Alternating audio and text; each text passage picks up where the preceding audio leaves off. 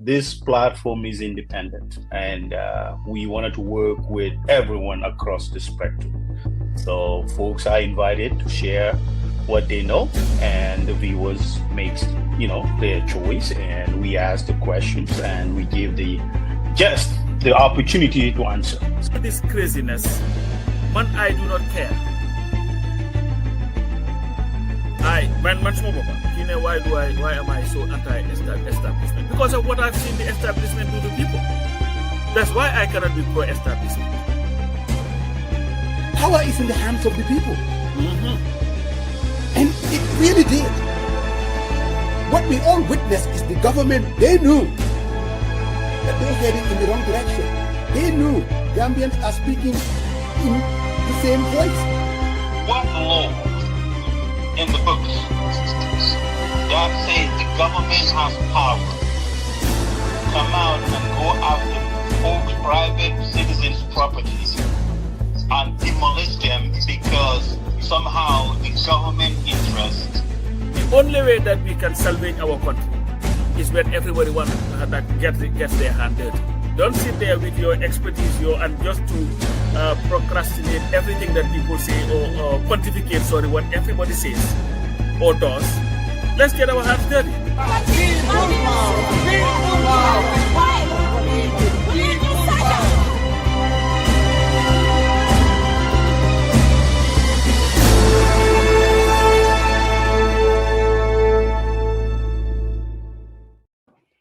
Good afternoon. Brother Marong, Pap Samba. Yes, all our viewers, here we come again. Ramadan number 11. For the people, by the people. Yes. And we're sponsored by who else? Global Properties. And Pap Samba, do you know one thing though? Global Properties has actually changed the skyline of OIC Highway. Bro, that building has definitely changed. You mean the new offices or? Yes, and it's in up and coming. It's changing the entire highway. I mean, now, when you start talking about Gambia and Skyline, the innovators, Global Properties, I mean, you can't beat that. They are definitely the key real estate agents in the Gambia. And like we always remind our viewers, you want to have a nice apartment, 2-3 bedrooms, hey, you know exactly who to call. That's Milan, the general manager, Global Properties. They're here with us every Sunday, and they've been doing it for the past 2 years, saying we are with you to bring about the change and talk about our issues. That makes a difference. We can't do it alone. They're always there with us, and we're reminding our viewers, if you're thinking about building a house or an apartment, really, hey, call Global Properties. Brother Marong, how you doing, my man? How is the fasting? I'm not xam na nak duma len ko laaj. Parce que ñeme ñuñ. You know? O bokku ci. Dañ ko ñeme ñut. Ñeme ñuñ o bokku ci. Su len seen yaay waxe ak seen papa ñu or dañoo def ori kër. When you grow up doing ori kër, my brother, it will be tough. Hey, Pap Samba, Gambians, yes. What's up? How you doing, my man? I'm doing great, my brother. Just taking it easy, chilling. Okay. You know, being my Gambian self. What does that mean? Especially in these times of craziness, when murderers are killing other murderers, you know. Bro. It's a crazy thing, especially with this thing going on in Iran. To me, I am conflicted. I don't like Holomana Lohomi or whatever his name is. I don't like that regime because if I were an Iranian, they would have beheaded me a long time ago because what they know is you protest, you get executed. But I also do not agree with the fact that a country can unilaterally decide they are going to use ammunition to determine who should run a government or another. That should be left entirely to the citizens. And it looks like America has not learned its lessons because of we know what they did when they went and imposed the Shah of Iran and how that ended up, you know. But it's just utter nonsense. So I've seen that even Ahmadinejad or whatever. Ahmadinejad. Yeah, he was also killed. Ahmadinejad was killed? Yeah, he was, according to the reports, he also died in the attacks. Oh, really? One thing I know though, man, uh, what do they call those people? The Mossad, Yeah. man, they are ahead of everybody. It's just like their intelligence is just massive. But it is what it is. Definitely, it is a sad. But this is just how I'm going to put it. Like Dr. King say, wars are poor chisels for carving out peaceful tomorrows. And I don't think what they're doing in the Middle East is going to bring stability. It's not. You cannot impose leaders on people. You cannot. People must be left to make their decisions, but governments who govern too must do so democratically. Because to me, the Iranian government, I know everybody would be, and I'm not. I don't play that Muslim Christian nonsense. The reality of the matter is, man, I know if I were Iranian, I would not live long. Not in that country. They would have killed me a long time ago because you protest, you die. But I don't think it is Donald Trump's place to determine who to run Iran or Netanyahu's. But I mean, personally, since yesterday, I've been very upset and angry because I really don't like what is happening. You said you're conflicted. I'm definitely not conflicted. I don't care for Khamenei, but what I know is what we have in our hands in this country is someone who is doing this for show. When people are getting killed, regions are getting destabilized just because the man is this obsessed for show. That's sad. You go to war and people die for real reasons. Why are you going to war? America has been known for that. They don't really go to war that easily. Even going back to World War II, people would say that they were dragged into it. But we're talking about a totally different America, unfortunately, running by one individual. Whatever he wants goes. I never thought that would ever happen in this country. And I've been in this country for a long time. I've seen 4 or 5 presidents come and go. They take their responsibility very seriously. And I'm sure, Sarayang, being in the service, you will be even in a better position to know that, and I'm sure you will talk about that. I'm not going to talk about that. I'm going to talk about it in my personal capacity. Let's make a disclaimer here. Okay. Please, bro, we're not fighting. No. I am just letting you know. Do your analysis. Yes, I will speak in my personal capacity. Don't use my tapas title, please. No. Okay. Okay. So again, the America that we all know, before they send people to war and get people killed, that is one responsibility that they take very seriously. What the man has done per the American Constitution, he even violated it. You cannot go to war without getting approval from Congress, which he hasn't done. He doesn't even care. He has the votes. He could have done that. But it's about him. And that's what makes it unfortunate. 148 young kids, children, died in Iran. When you go to war, there are always unfortunate incidents like that happening. That is why, Pap Samba, I am not really conflicted. Do I care for what is happening in Iran? Of course not. It's a theocracy. They created a system that fits their system. It's on them. But no country, no people has a right, unless and until, and don't tell me, I see they're spinning it, basically saying that, Iran was already launching missiles against America. And that is why. That's a lie. Exactly. So those are the kind of things to justify that somehow this was an existential threat against the US. And it's unfortunate, really. It's very, But very... this administration is known to be liars. All they do is just lie and spin things. They have no respect for human rights themselves. We've seen what's been happening in the streets and all that. But that's just what it is. So they should not even try to spin this. Don't lie. People are not stupid. You Exactly. know. To me, I don't care about the Ayatollah or whoever the name is. In fact, why the hell do you in fact have to have a leader called Ayatollah? Fit for whom? You protest, you get killed, and all that. So it's just utter nonsense.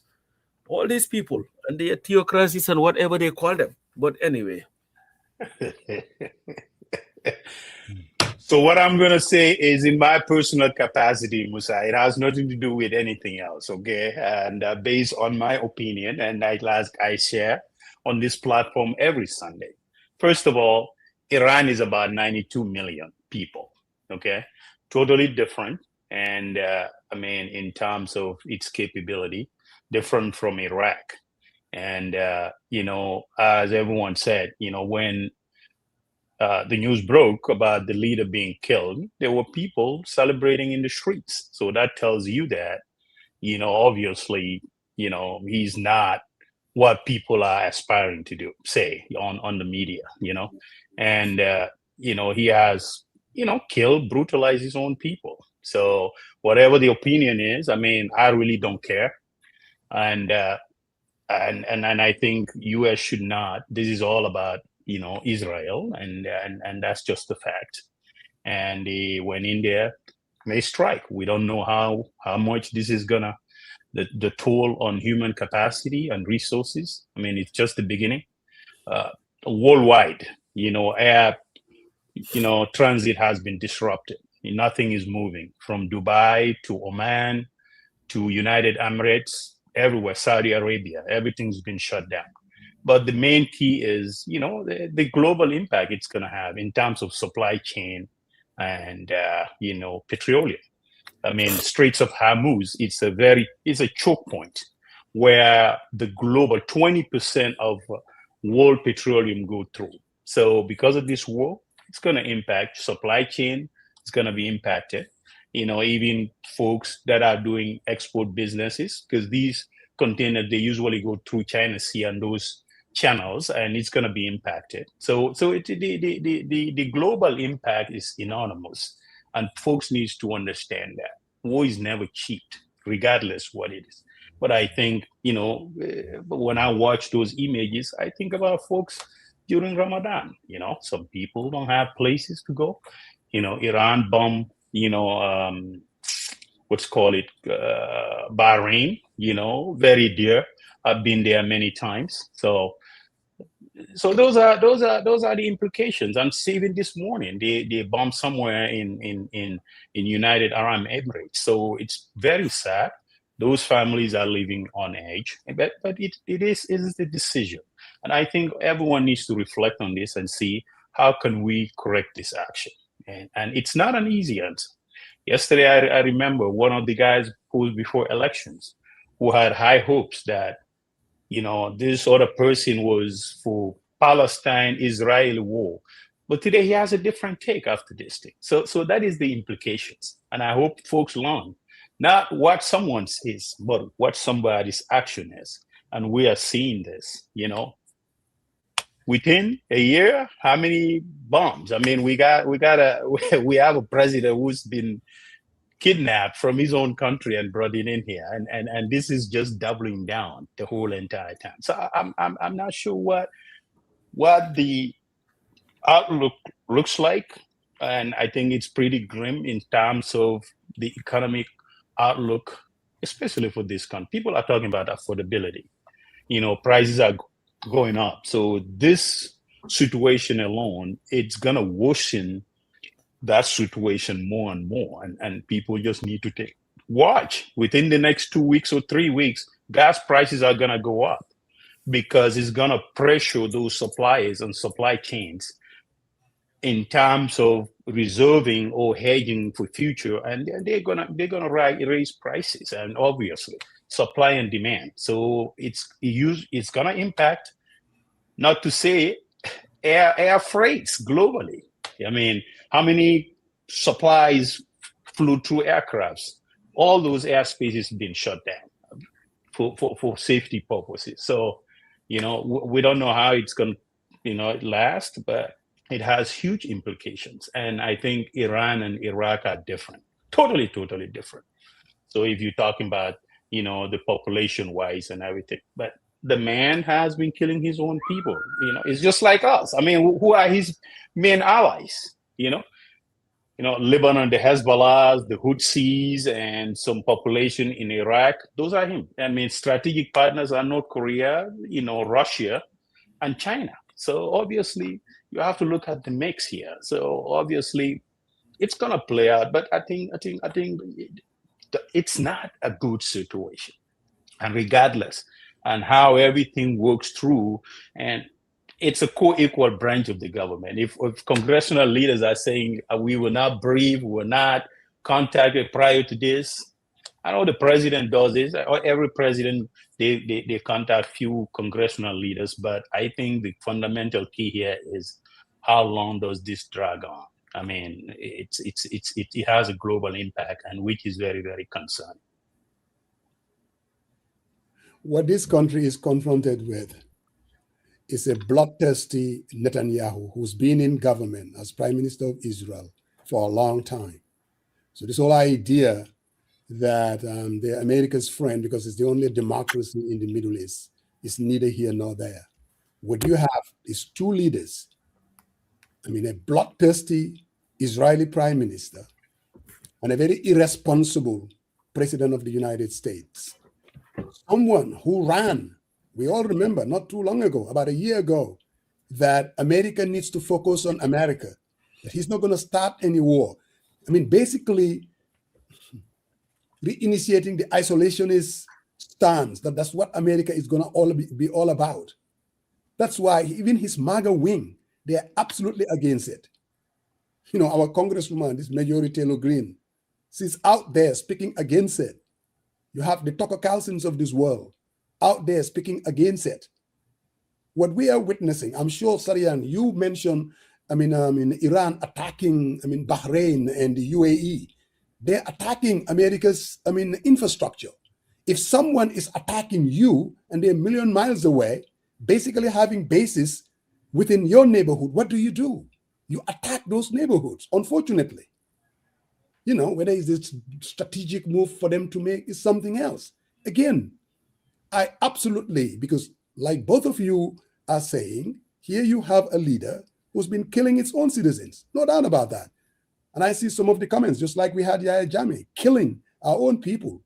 And we obviously loved it when the ECOMOG and Senegal came to our aid. Absolutely, it's understandable. But here what we have is someone, unfortunately, Donald Trump, who is doing this nothing but for the oil, someone who is so corrupt, making billions and billions of dollars. He's only driven by his own personal agenda.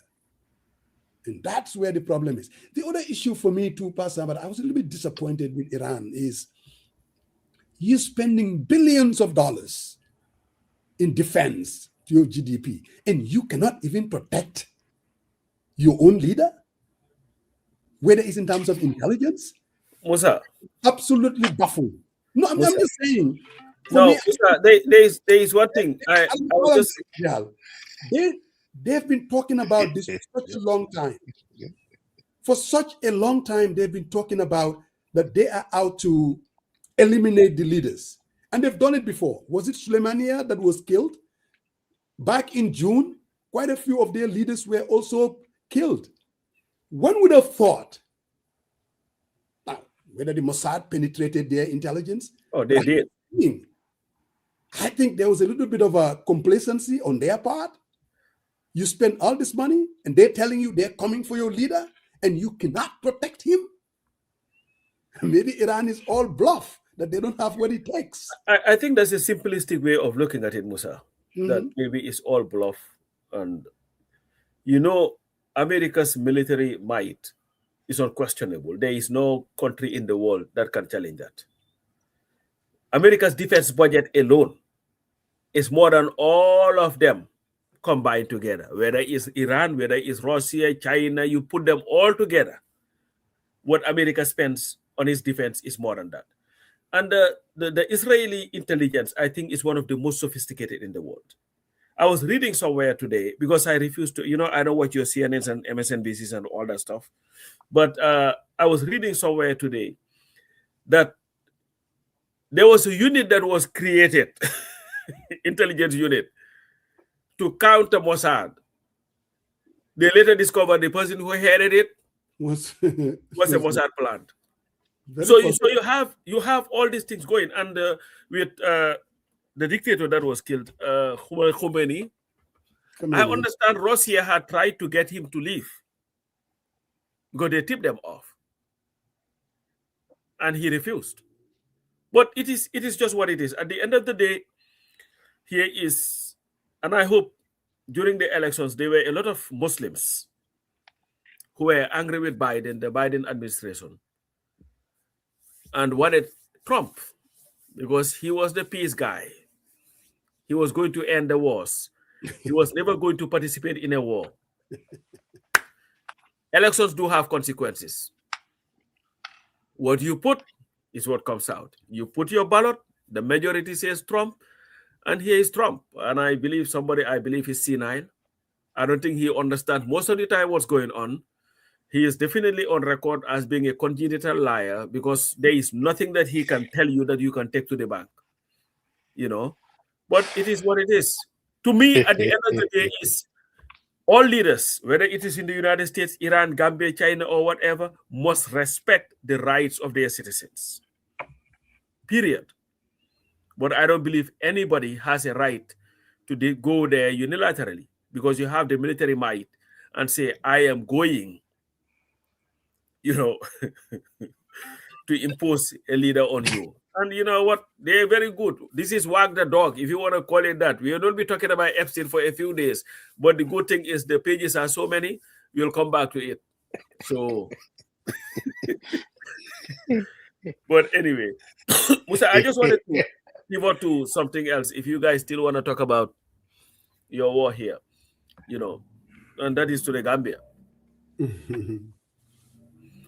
Last week, we raised the issue about whether Talib was giving a position in government or not, isn't it? And surprising to some, we saw the press release that was released by one of the most discredited people in the history of Gambian politics, Sidi Njai, the Siborukat. That statement was posted on the official page of the Ministry of Information. This was a press release not from the government of the Gambia, a press release from the National People's Party. And sadly, Dr. Cisse, I will never, I don't think I can trust these young politicians. Dr. Cisse is going there defending that, Musa. That is a massive violation of this separation from partisan politics and the central government. I don't know whether you've seen that or you've heard him on Coffee Time defending it, but it looks like there isn't anything that Dr. Cisse would not defend now. But I think it is really sad that it has come to that. Definitely. Bob Samba, when we discussed it last week, I heard you say that in the beginning that's why you have a question of trusting young politicians. And I respect that. But I think it has nothing to do with being old or being young. It has a lot more to do with people who have character flaws, and Dr. Cisse has that. I mean, he has definitely demonstrated for all of us. I was watching this guy, Sambu, has a Facebook Live. I mean, the guy that we invited on our program one time. Malmo. You know, exactly. Someone who happens to know and work with Dr. Cisse from day one, especially after 2016. Dr. Cisse is just purely being very opportunistic. He's accusing these people that the only thing that they care for is how they can win elections, that they are motivated by politics. Bro, you talk about the kettle calling the pot black or the pot calling the kettle black. This guy would do anything to make sure that Barrow doesn't get defeated. And that's just what this thing is all about. He absolutely doesn't have decency in the way he is conducting as Minister of Information. What he has done, like you said, shouldn't have been done. He couldn't even defend it. Basically saying, well, being an information minister, blah, blah, blah. It's neither here nor there. This is politics, pure and simple. And everybody knows. Talib Bensouda was offered this position. The guy has been saying it for months. Every interview, the issue comes up, referring to that. He would say, look, if I was just ambitious, it's not because I didn't get offers. Not a single time did they come out to rebut it. They have not. Now, conveniently, all of a sudden, we're in the political season now. Things are getting closer. You have Sidinjai of all people. Sidinjai of all people. A discredited someone who enabled the worst dictator we ever had in the country, a killer for that matter. And not this guy, Talib Ahmed Bensouda, who's been the leader of the mayor of Kanifing. This is not someone we don't know. But isn't it a matter most of Deglu Kondanyaka ko Deglu? It's just, but go ahead.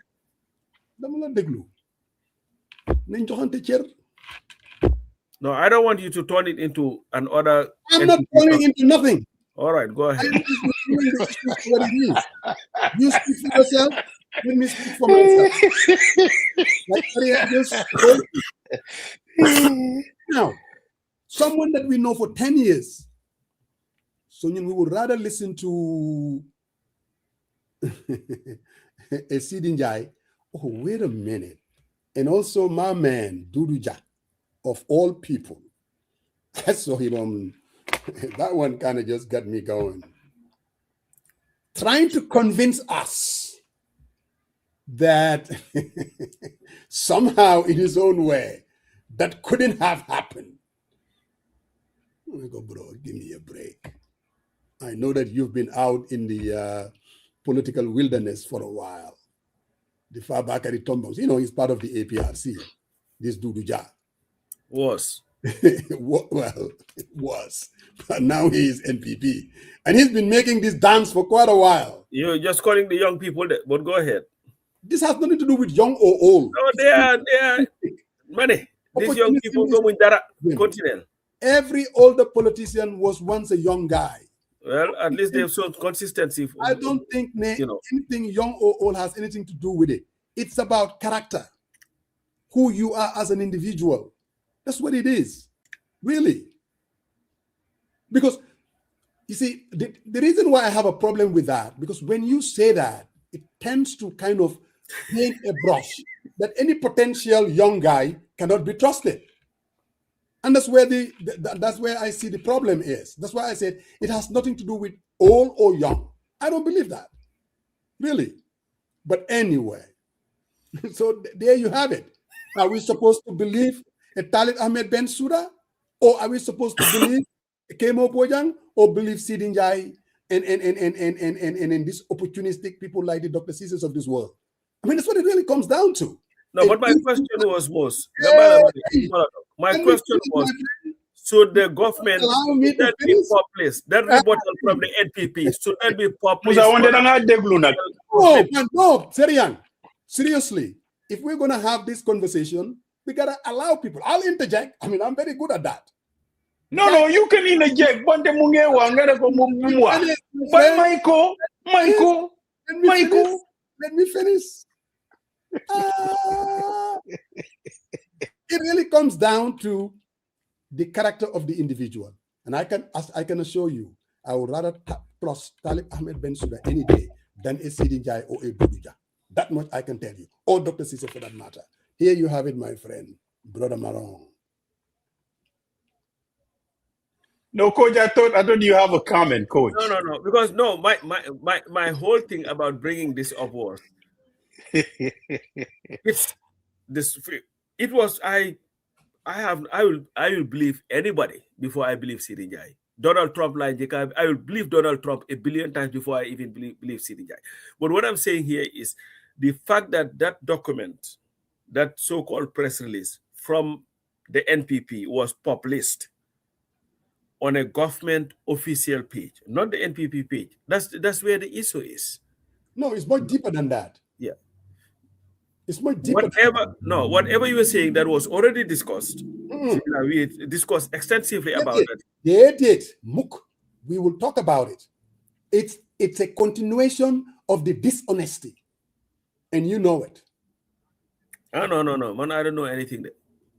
But go ahead, Sarian. Man, feng long there. Okay. Paramos. I think the report is getting to him. You are on fire, man. Dishonesty are you know. Take it easy, man. Take it easy. Take it easy. Take it easy. I am good. Take it easy, man. No, Musa, I don't think it's about who believes in who. That's not the point here. And I think I understand what coach is saying.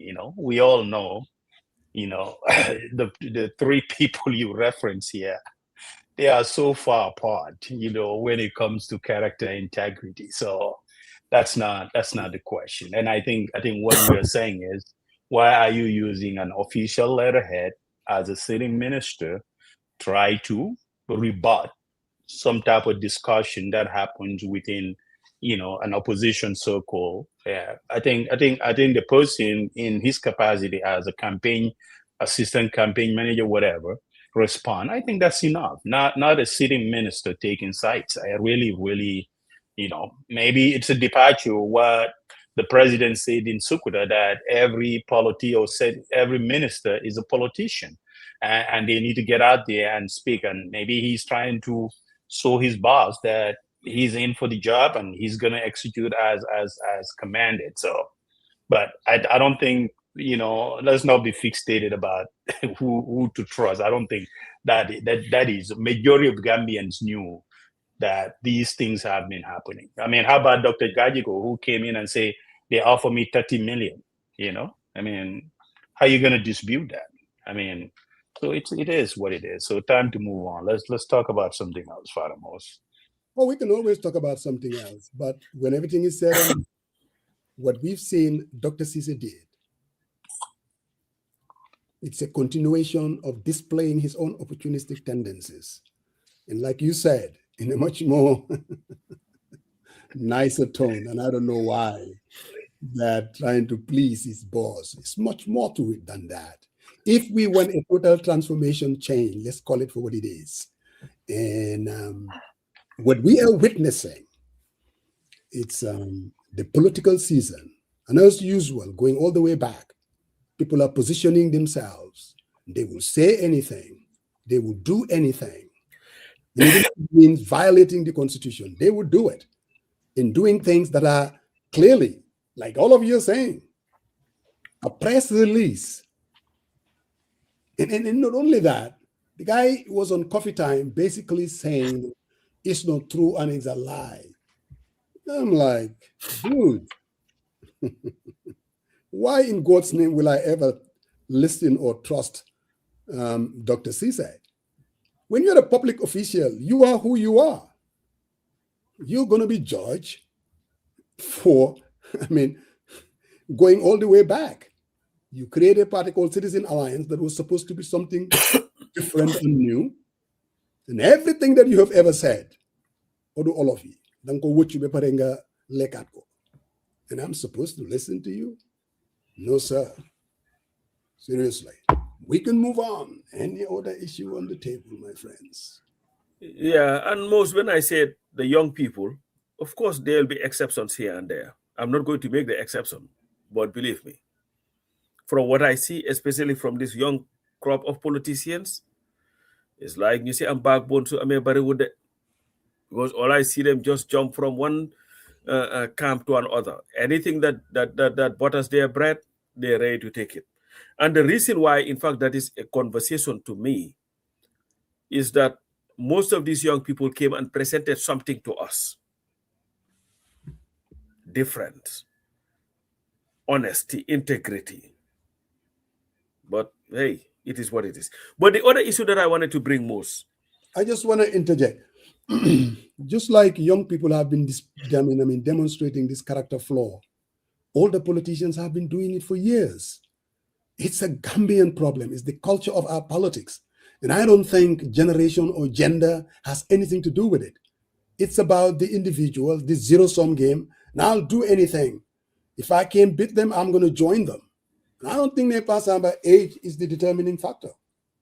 Really. oh my. Oh my. I don't. Yeah. Oh my. No. This whole. I saw one Huh? news here. I just saw one news here that's very close to home. But go ahead. I'll No. come. No.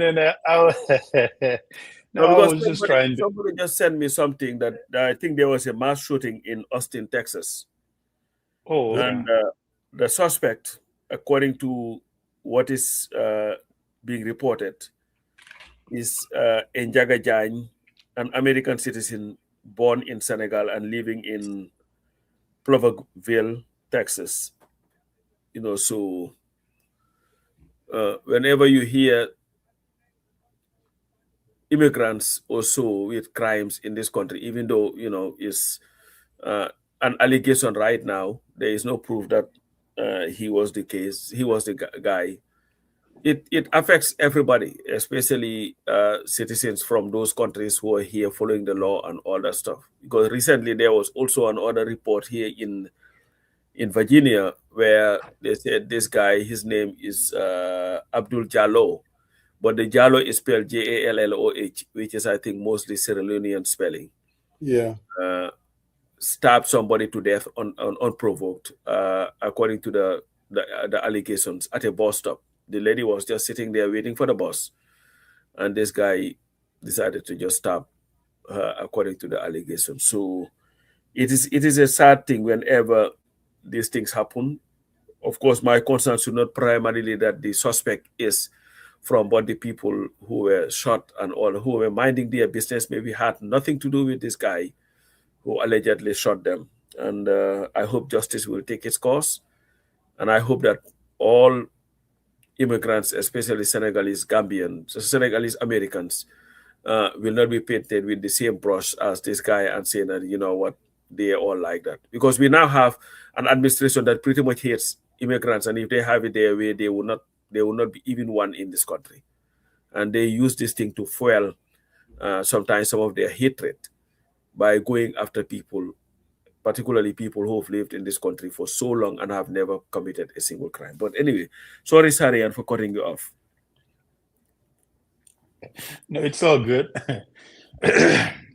Yeah, that is pretty sad, And there was actually, I believe last week there was actually a young Senegalese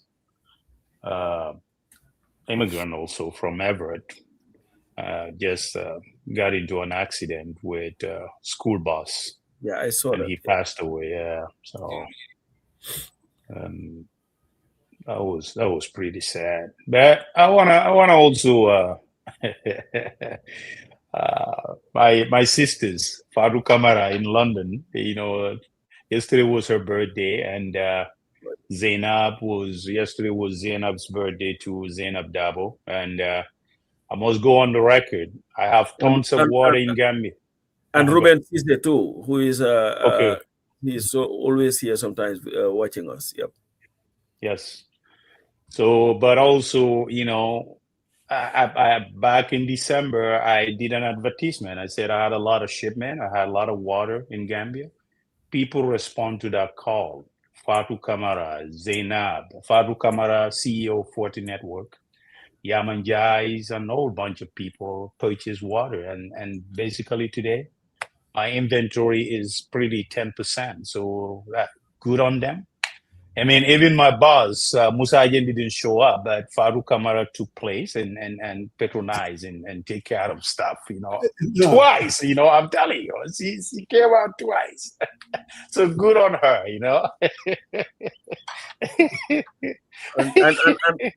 And you saw Musa Jeng a few times. Yeah. Yes, I saw, but he never came through, man. Yeah. And then I know wherever you saw him or whenever he had a bottle of water in his hand, you know how these And semesters he are, they did, always and have he to- dragged me to coffee I am time. so He dragged disappointed. me to somewhere, some establishment, took a video and Video keep of playing you. on social media, but he never came through.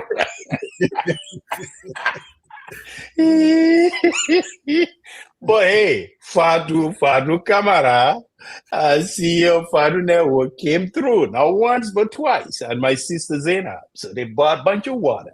Yep. Thank you. Hey, But the Fatu Kamara, whose birthday is the other Fatu Kamara? Fadu Kamara, yes, in London, yes, the cousin, yes, Yeah. yes. Yeah, I was happy thinking birthday that, to them. you're selling some steaks. Somebody was telling me, and maybe I need to call Sarian, that he's selling some lamb and that they can actually call to you and you can ship it to them. Is that? Yes. Well, you Yes. can do that in replacement of not buying water in Gambia. Yes, you can come in handy and help out, right? Exactly. Maybe you need to give people the information because Oh, they will call me and I will ship it. I don't have a problem anywhere. I mean, the lamb is thin, lean, 100% grass fed, becomes tiny. You can Musa, you tell us when Umi, you got that Umi prepared that. How was it, Faramuz? It was absolutely delicious. I think anybody who is thinking about getting ready for the Eid, we're getting close, So you're counting down already? No, the other day was it yesterday? And somebody was like, "Oh wow, we already got 20 days. We're gonna get 10 days left." I'm like, I was laughing that already. I'm like, really? we only have we got 20 left. The way he phrased it is like we got 20, we got 10 days left. I'm like, oh my God, I'm really liking this. But anyway. That's good. But most, there was another issue. D.A. Jawo, you read his piece. Yeah. Where he talked about feeling sidelined by this government because they don't invite him to any event. I know DA also give a damn about their events and the food that they eat there and all that stuff. But maybe he just realized, you know what, maybe there is something weird going on. And in fact, when he said that he has information that at least one minister told him that his name should not be part of the list, I have my suspicion of who I think that minister is. But I've known DA for a very, very, very, very long time. Way before DA even was known by, that was way before the struggle, way before Jammeh became a Jammeh. And he has always been a very humble guy, down to earth, didn't care, continued to speak truth to power, and all that. So I know Gambia and sometimes our vindictiveness, the fact that he left the government and has no problem criticizing it. Maybe they decided, you know what? Nah, we are not inviting, because you cannot organize a forum with the journalists in the Gambia without inviting D.A. Jao. He's been there since the 70s, very, very prominent. Was the president of the GPU for a long time. Every fight about journalism, whether the first time when they wanted to have that bill, the media bill on the Jawara, yeah, in the forefront of that, until Jawara decided, I'm not going to sign it. When Jammeh came, the same thing. That is why when Deda Hydra was killed, a lot of people thought that it was D.A. Jawo who was killed. He's always been there. And he is just a man who carries himself, Musa, with dignity and integrity and all that, has never been involved in anything corrupt and all that. And so to me, when DA speaks, I believe DA. Whatever DA says happen, I am taking DA's side 110%. And I've seen Dr. Sisi saying, no, that's not true. It's not an oversight. Oversight is once. But every other event, all the former ministers are sometimes invited to some of these things. But he is not. That's not an oversight. That's a calculated move. But you know what? If I were a DA, I would not give a damn anyway. Because sometimes you don't want to get close to so many people, you will end up being dirty. Just like the Talib issue, I will believe DA Jawo any day before I would believe Dr. Sise. I mean, Dr. Sise on coffee time. Dr. Sise honestly understands that. Clearly, this guy was sidelined because of his political positioning. That's what it is. I mean, he was a former minister, at least. A former minister. They were sending him invitations before, like DA said. But since he joined this apex, trying to form a coalition to take on, the NPP alliance, they saw him as an enemy and said, no, Kibulen ko bole Sunyef. It was done. DA knows exactly what he's saying. Oh, yes. What we are seeing is the NPP government acting the same way. It's no different, Pasamba. It's all for political reasons. They don't like what DA is doing. They don't like, they go only DA wasa. In fact, they actually sent somebody. This was after he was removed. If DA had played his cards, he would have been in the foreign service somewhere. They could have even recycled him to something else. But that's not who DA is. Mm-hmm.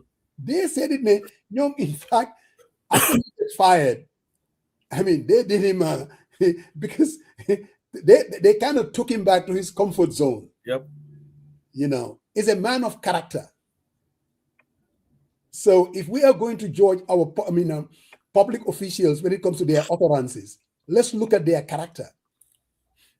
And clearly, just like anything else, I will believe DA before Magum what Dr. Sise is peddling out there. We did get it. Oh, what is he? I didn't even listen to that, Musa.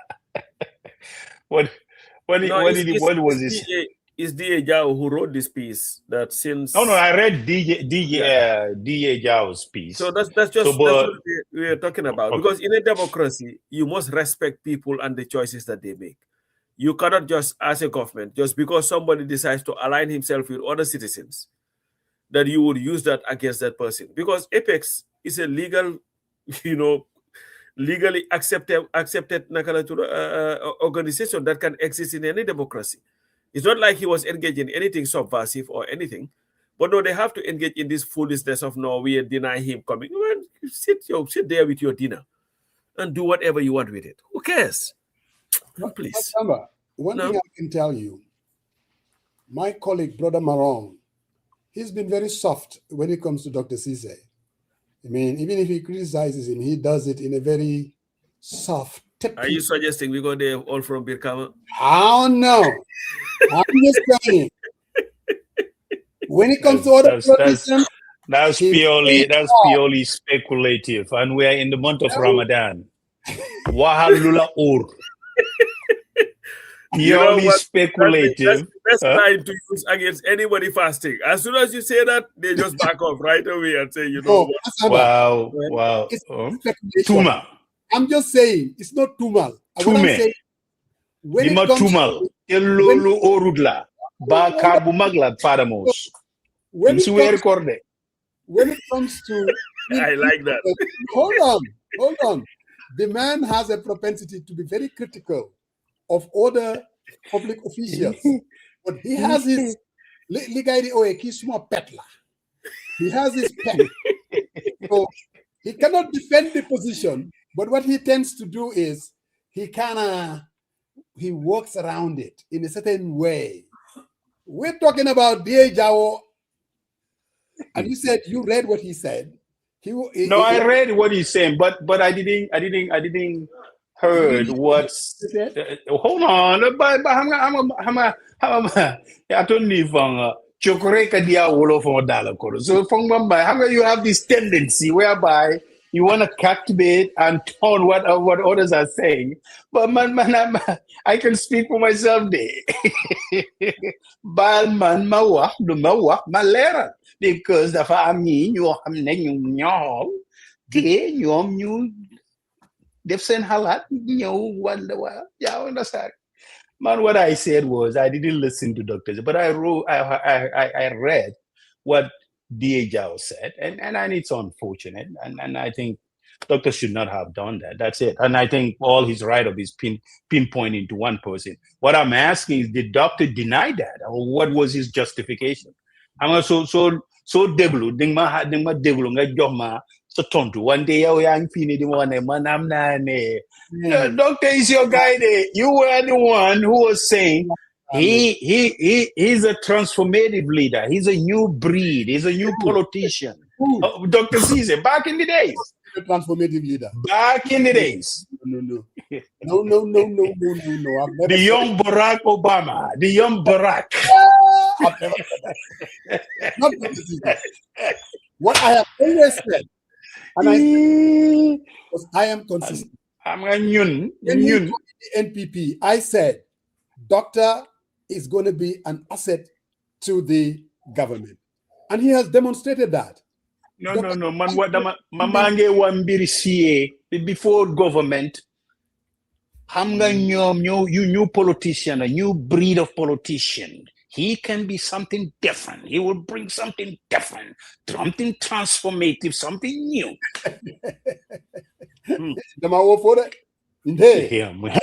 Walo la ñu wana ñu ngi wane loolu mbir mi dégg nañ ko de boobu yàgg na woon loolu la ñu wax.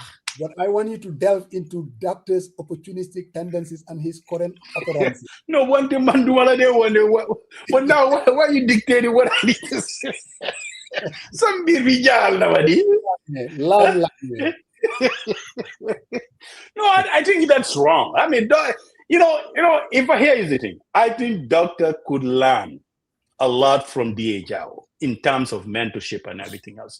He's a well-known journalist, and you can learn a lot rather than making him like an enemy. I think that is totally uncalled for. And this is not the first time Dr.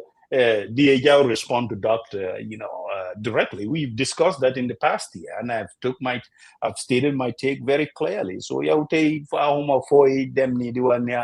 served on Doctor, Now listen to this. This is the same doctor who called D.A. Jao when he's a disgrace and he's the most incompetent information minister we ever had. That was the kind of language he leveled against D.A. Jao. No, but I think it's wrong. Musa, here is the thing too. You know why I always get issues, especially when the presidential advisors, the youth advisors, some of them come onto platforms and say, the opposition, these people are opposition. These people are opposition. Yes, what they forgot is it's this same opposition who fought nail on tail until we usher the new dispensation. So thank God they are enjoying that today. All right? We're not saying it's okay, but don't make that as someone who speaks truth to power or have divergent views. Somehow that person needs to be treated as an enemy. As I said, Dr. Jao is much older than Ismaila. Ismaila could even reach out to Dr. D.A. Jao. What is the deal? I mean, D.A. Jao has a lot of experience. That's what I'm trying to say. And he could learn one or two things from him, right? In terms of even, yes, he's changed the trajectory, but everyone, whenever he speaks, people don't trust him. Why? How could he bring that, into fruition? I mean, how could he bring folks to make it? You can learn that from someone who's been in the public space for a very long time. I think he could have been a good mentor, but this whole bickering and somehow putting someone at the corner that, he's not in, who would question Demba Jao's motivation and love for Gambia? I don't think none of us will question that because he's been there, done it. And we all know that. So, but this whole thing, every time, if Madi Jobade says something, you take a dig at it. If someone says something, you take it. Fuck you. A couple of weeks ago, he was taking a dig at you. Because you spoke something that is not in line with his thinking. I think that's very, very unfortunate, Musa. That's very unfortunate. So I don't know. All I'm saying is, for me, in terms of, again, it's way below my pay grade. An information minister, you're supposed to come and defend the policies of this government, no matter what it takes. And I understand that. But you also remember, as a minister, yes, it's a political appointee. But at the same time, too, I'm not yena sartai. I mean, there are a lot of ministers out there doing what they're supposed to do, defending this government, but they do it in such a way. And you said something which is very important, in as much as he has really, Doctor, as an information minister, he's doing things that former information ministers were not doing it. Really. In terms of effectiveness, yes. His problem is, which is unfortunate, is credibility. Because if you get your law, Doctor La, the first spin rek, and some can be even much more, the first fen rek. That kind of a thing. You do not want to develop that kind of reputation.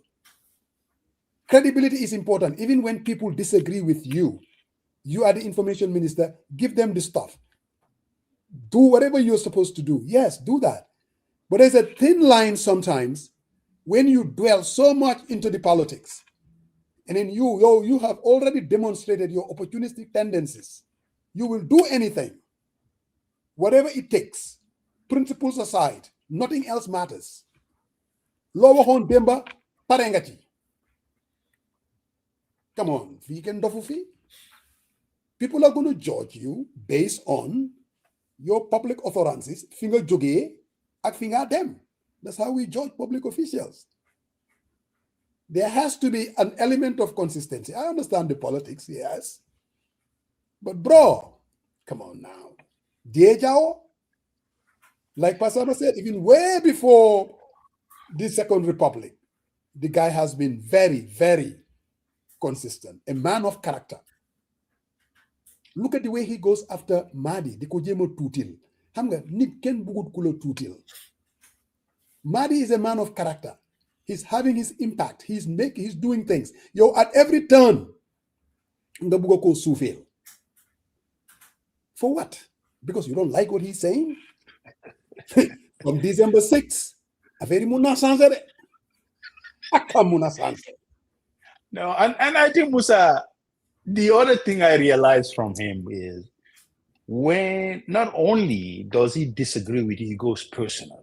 Yes. But the vindictiveness and going after, and I think we've seen this, we've witnessed this in the Jammeh government before, right? Going after people, political dissidents, and people who don't speak. I don't think that's where we are at as a country. That's not where we are. No matter what, you need to reflect on. As I said, Diejao has a wealth of experience, in terms of informational governance. All these nuances that come, strengthening. How would it be if he tapped Diejao as an advisor in his ministry and be a liaison between the media and information? I think it would be very, very effective. Those are the thinking. You would never do that. No, but I'm being optimistic. Okay, so what I'm trying to say is, what in a perfect sense, but why? Even though he doesn't do that, but at least pick up a phone and say, hey, what is your input on this? This is how you build capacity and networking and stuff like that. But just going at the guy, he's saying that he doesn't get invited. Apex, yes, he felt the necessary to build a structure to also change. That's his rights. No one should term him as unpatriotic for that. I don't think that's very, very unfair. And you don't go personal. We can sit here and call numerous people who he called names and demonize. their profession, how they survive and all that. I don't think it needs to be to that level. That's what I'm trying to say. I mean, we all agree that he said that, but the fact is, I think should be a lot of reflection on his modus operandi, and especially with his colleagues and compatriots. I think that's very, very important. Hey, Brother Manong, I mean, the back leader, he's definitely having an impact. Who? Our colleague, Brother Youngs. Youngs Dabo. 28 oh, okay. Oh, Youngs Dabo, okay. Putting out, investing in individual wards. It hasn't been done before. So Youngs is out there showing his true colors. But before we get to that issue, hey, we got to go visit, of course, Global Properties. Always. It's because of them we come here every Sunday.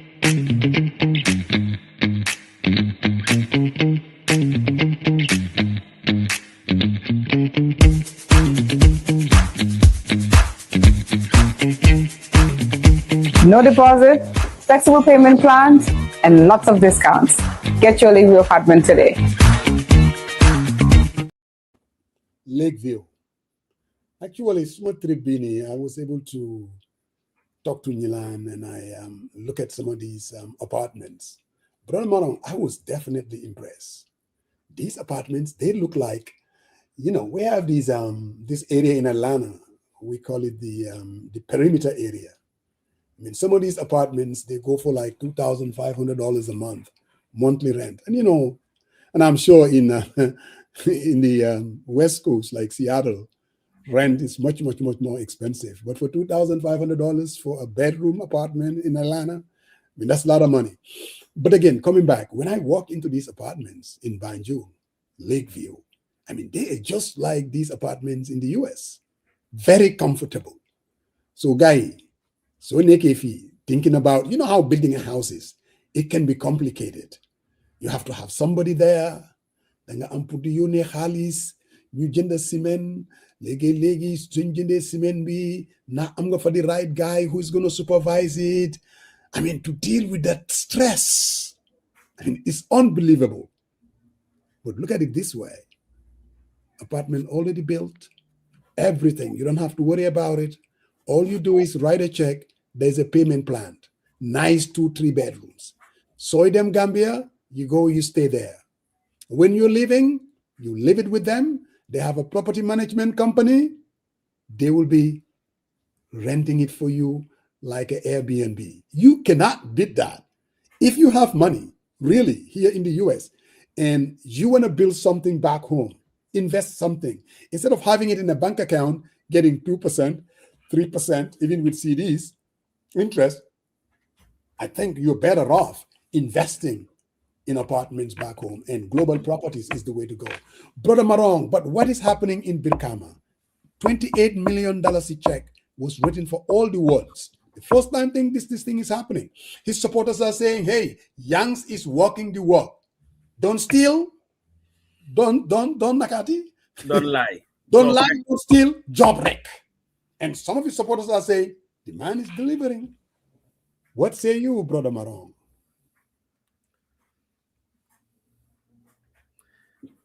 Mudam. I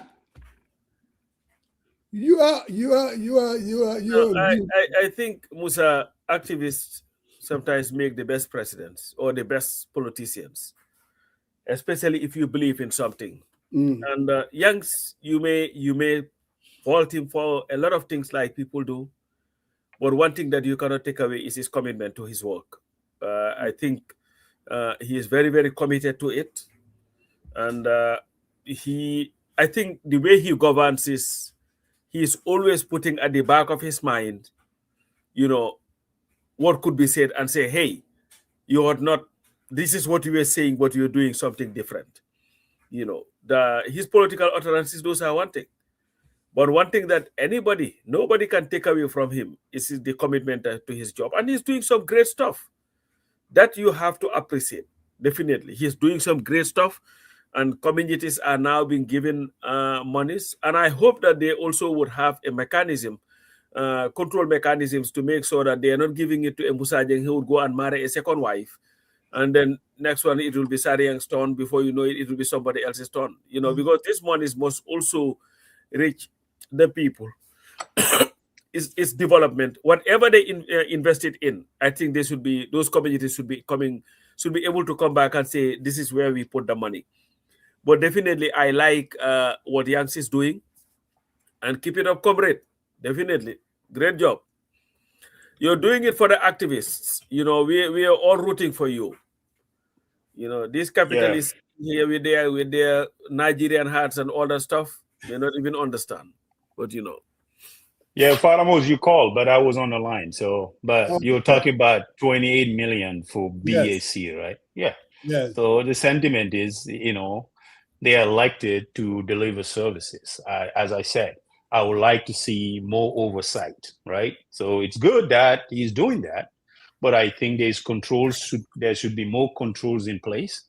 And now there is a discussion about they have committees, but what are those committees? How often do they interact with the municipalities to ensure that the money is well spent? And I also, rather than just giving the whole amount, I think in phases, I really, to harness their ability to produce documentation and also deliver on project deliverables, right? So that is very, very important for the betterment of everyone, right?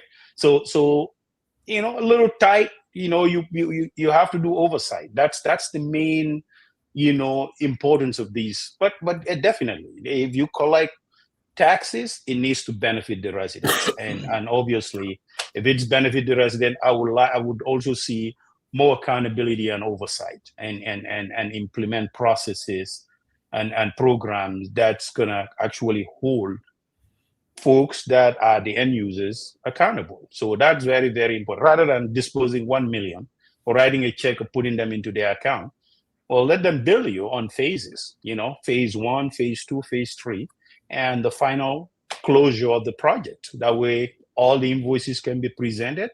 And, because we know corruption is it's cancerous in our society. So how do you know? That is he has good intentions. He's delivering for his words, but the folks that he goes to, they might have a different thinking, right? So that is important, and there is always room for improvement. But if someone is delivering on behalf of the people, that's kudos. I think the government should be able to work with him and help him out. I think that is. But in terms of fund allocation, accountability, and foresight, just rather than giving it to them, they work hand in hand to ensure that it goes to benefit the project and meet project deliverables and objectives for the betterment of those constituencies and the people who pay taxes. So there's this comment, Abu Muhammad. We definitely, Yanks was here before, and a while back we kind of reached out to him, and so hopefully we might be able to bring him back again to kind of delve into the details. Without a doubt, it's not that we haven't tried, we did. So hopefully we'll be able to bring him here. And to Pasamba, he said activist. I think Yanks is more of a politician now than an activist. I think he has made that transition. But like both of you said, I think the rationale itself, and that is you're collecting taxes, just like the government.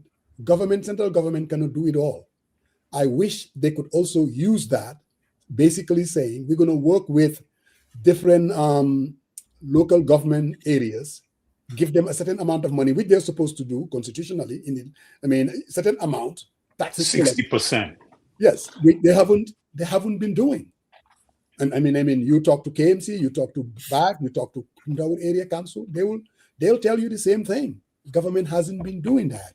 So for Yanks to kind of, the rationale itself, I'm going to collect taxes and I'm going to send it to this ward. But like Sariang is saying, how do you go about doing this? Was this just political theater? Have a big check, 28 million. Of course, you can't take the politics out of it. That is to be expected. But is there a lot more to it? Because giving how many wards? 28. You get $1 million. Lolu bari na bariwul is $15,000. What can it actually do? I mean, not a whole lot. Now, it's better than it's a big deal from the previous chairman, my uncle Sonko. Yeah, that's a departure. We all need to recognize that. I absolutely agree. So you are doing it, but the rationale is good, and that is we're gonna give the funding to people that are closer to the ward. They understand, because let's say, for instance, the Block ward, their challenges is different from Birkama North ward or where I live, Bijilo. You know what I mean? So if you give them their funding, that $1 million, they will use it to take care of their challenges, which can be different. Now, how did they come to that $1 million? Like you said, the processes. Is it just giving them a check? Or is it each ward coming up with a project or a program? Block, we want to build, let's say we want to improve our elementary school. We want to improve our clinic or something of that sort. And this is the budget and this is how much it's going to cost. And obviously, Birkama Area Council will take those funds to fund those projects to Block. Again, maybe if we bring Youngs or any of these guys, they'll be able to explain the processes. Now, what people are seeing is a check for 28 million. And of course, they're milking the politics of it and say, we are delivering. We're giving these funds to these people. Like Pasamba said, if you give it to a Musa Jeng, Maneka ward councillor, like my brother told me, how Gambia is. The corruption is not only federal government, it's all over the freaking place. Individuals, So how you disburse those funds and how do you monitor it? And is it actually going to impact the lives of those people? I mean, that's a whole different story. But the idea itself, saying that whatever taxes we collected, we're going to make sure that every ward will get their share of the money to fund whatever those projects are. I think that should be commended, really. Yeah, and I just want to add something. I mean, based on the project document that Yankuba himself shared, I believe each ward that was awarded, they have undertaken different type of projects. Some have boreholes, some have clinics, markets, and all that, based on the need assessment of each. And that was there, and it's kind of spelled out, and it says, what the project scope was and all that. So that was spelled on the documentation, and it also said the funds that were allocated and what is outstanding, what's been spent, and the balance on the thing. And I, as I said, these are good fixes that they could do to have a more oversight. Because one thing is, even the VDCs themselves, over and over, we had issues with them in terms of funds, in terms of if they go into agreement with government, they sell certain areas and all that, how the funds are spent. These are taxpayers, dollars that are from the municipality. So if it's going to benefit, it needs to be well spent. I mean, this is not a criticism. This is more of an oversight, a robust processes that is in line with modern day project management fundamentals. So I think, in the whole, it's not he's doing anything wrong. I would like to see this. As I said, the former, chairman, Sonko, there's a big departure and improvement, in terms of even interfacing on constituents, wards coming out and saying, we acknowledge, the benefit. We are very proud of the work that's on. So it's commendable. I mean, think about it. If Makati does this, or Kuntaur does this, or Basse does this, come on, we'll be in a better place, right? So I think collaboration and working and my piece to the government. Don't see him. Maybe his style of politics is not in line with yours. But come on, the people of West Coast, you go out there, you seek their votes and compliment what he's doing, compliment what he's doing, work with him, and I think the chairman also needs to be flexible, work with the government. It's a win-win for those people who continue to pay. Because think about it. When he came in, I think he digitalized, the revenue collection aspect. Went in there and put numbers on each homes. And just to go back, and when they did that, there were people who were owing taxes for many, many years. Then he's collecting those. It's not out of anywhere, but because of those resource mobilization for many, many years were not maximized. And that's what they are actually doing. And if they do, and ultimately this is what development is all about. You mobilize your resources, you take it to the folks who should be the final beneficiary of those efforts. And I think that is very, very important. Very important. You're right on the money, because Wadigayala, I don't think we will ever be able to develop Gambia without having this kind of situation whereby at the ward level, they are well organized, they have the capacity. But it is important there, because if you just have a ward that is not organized, a ward that is not, they don't have the competence or the capacity, a ward that has, corruptions all over the place, you can give them $3 million and it will not amount to anything. Again, if it's organized, they have the capacity at the ward level, then we will begin to see all over the country, development, because government will never be able to do it all by itself. It's not possible.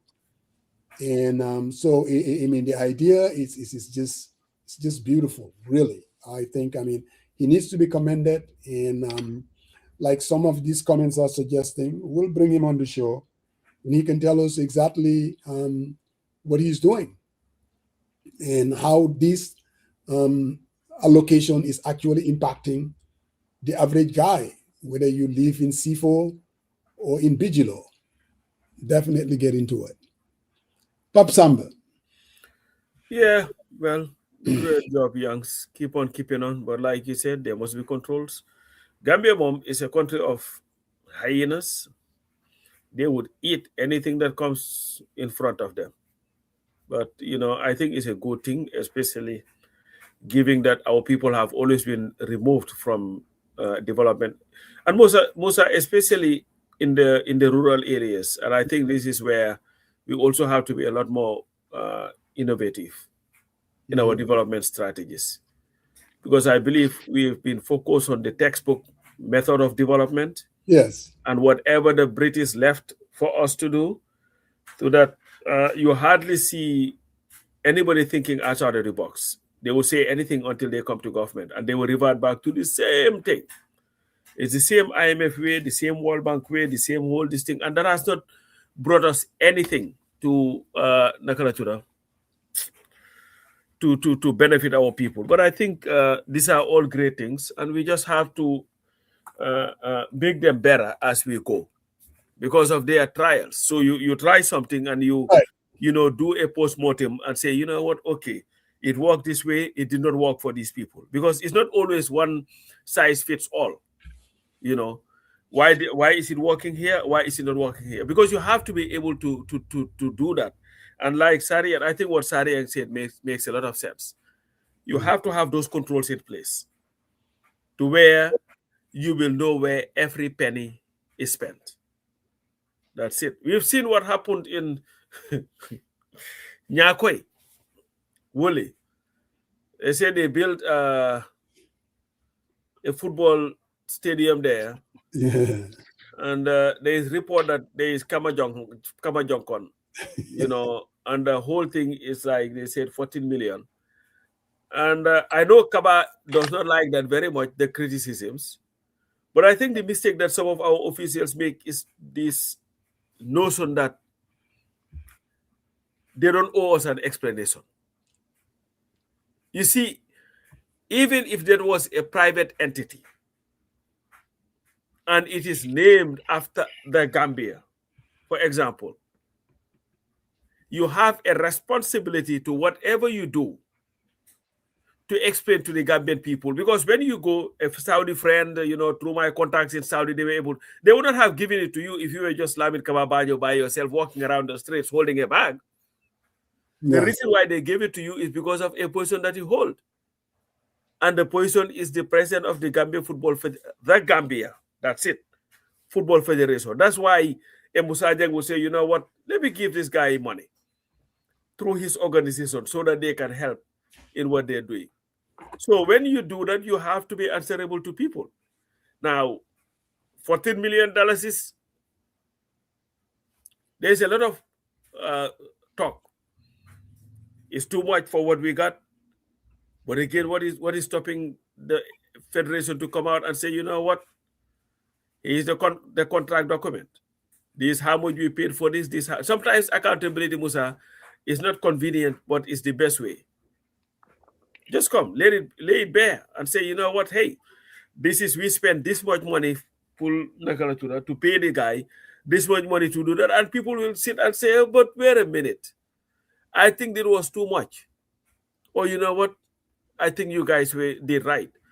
But if you're asking and then you think that, you know, you're only answerable to members of the federation, what are you hiding? Because that's what that's the conclusion that people will draw very quickly. The federation, the clubs, of course, they are powerful. Because when we wrote, you remember when Bua Balde dissolved the federation? I think, Musa, you were in the Gambia at that time. I think so. And we had Tambajang as the interim chair. You know, it used to be very interesting. What you will call it? The guy that sells Fogajai, SK Jaite, was also part of the federation. Yes. We used to have meetings, and Tambajang was the strict guy. You're not too important to say, oh, I'm just coming, or his committee, the interim committee, or I have something to. No. You come to the meeting on time, you stay through the duration of the meeting. When you're done, you do whatever you want to do. You rewrote the constitution and all that, and that is where that's where it started to give the zones power to also participate in determining who runs, you know, these things. Now, the issue that we have in the Gambia, Musa, especially within our federation, once you are in the federation itself and you take care of these zones, and this is why you say, oh, Yobunen zone bini, you know, these sets of jerseys and whatever, those votes are there for you. Of course. So they don't question, because there are so many things. They go to this extraordinary session or what, the AGM of the federation, they present their budget and they just approve it. But the thing is, if you want Gambians to do anything that you want, make the meeting very long, inundated with information, and at the end of the year, because it doesn't take long for them to start their side meetings, their sidebars. Before you know, people will be voting for what they don't even know. That's it. If the meeting is short and focused, you may not have what you want. If the meeting is long and too much information, I'm saying our attention span is like this. We do not have the time, and nobody takes meetings. Musa, you are part of Ajera. You call for meetings. How many people come? Who participates anyway?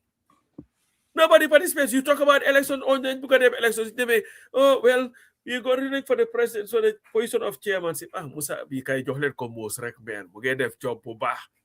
That's it. No. I'm most guys you run to Baron. You know, that's it. Before you know it, you are in fact begging people to take positions. You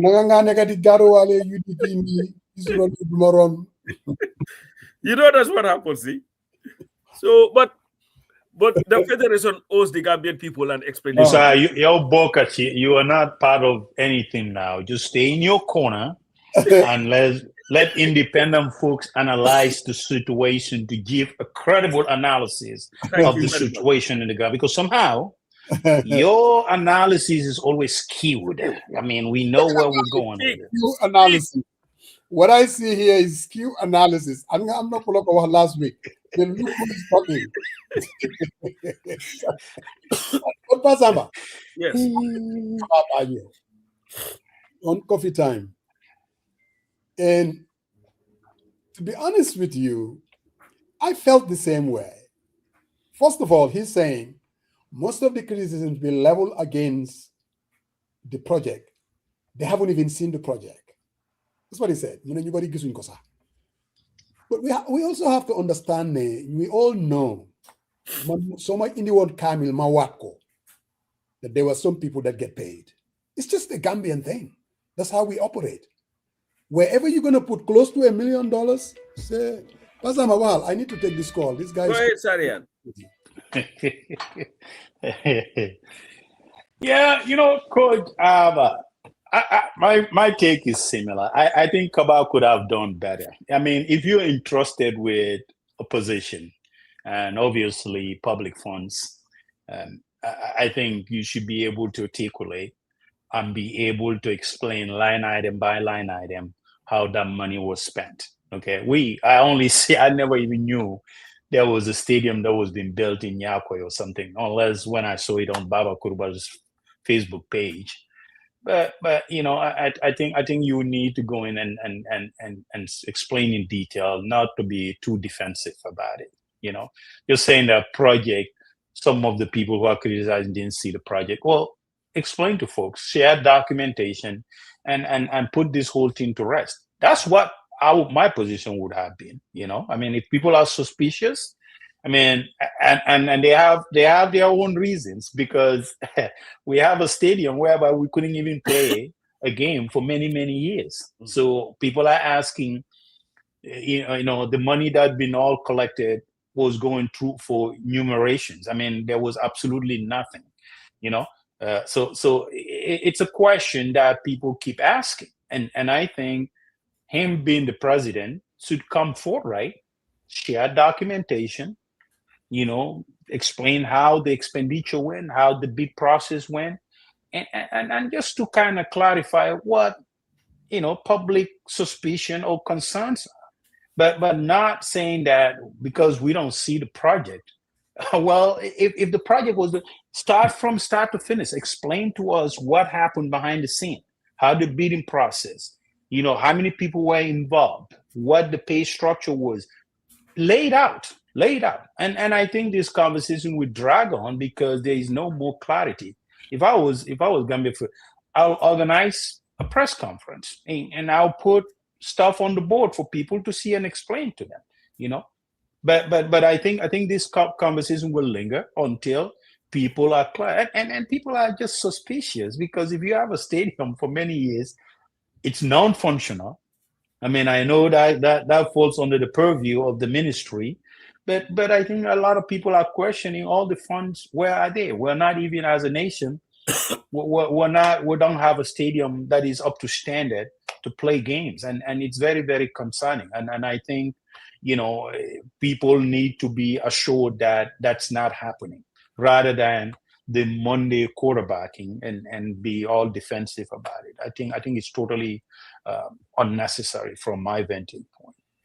I mean, the idea, like I was saying, the idea that they're only answerable to the stakeholders, as he called it, all these different zones that Pasamba alluded to.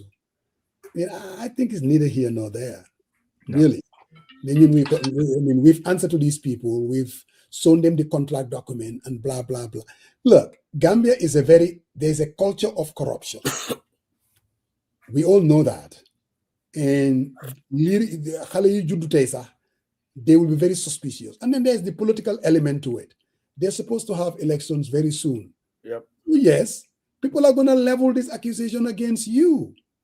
I mean, and I know that he's not running, but there are other people within his group that are also... Kemo. Exactly, Kemo. So... Kemo Bojang, your Kemo Bojang is running. No, Kemo Sise. You're right. Oh, you're paying attention. No, Kemo Bojang is running for way higher office. What is the way higher office? Which one?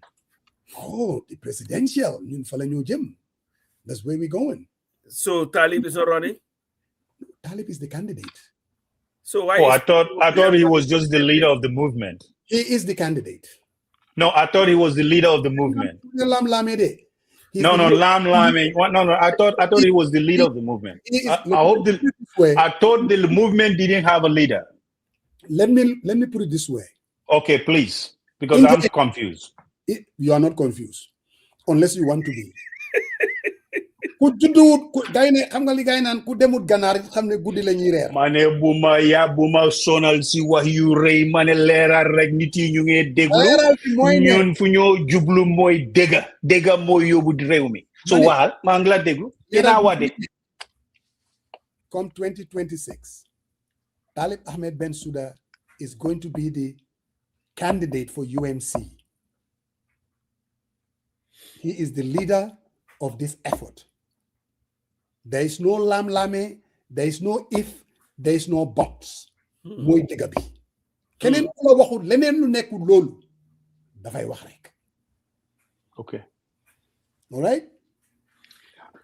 Breaking news for the people by the people, reported by the chief strategist from Atlanta, Georgia, USA. I'm not saying anything new. There are people that are listening and watching this program. They know whether they support UMC or not. Ne Musa Jeng wax na diga. Tonya rek, consistency. That's what I do.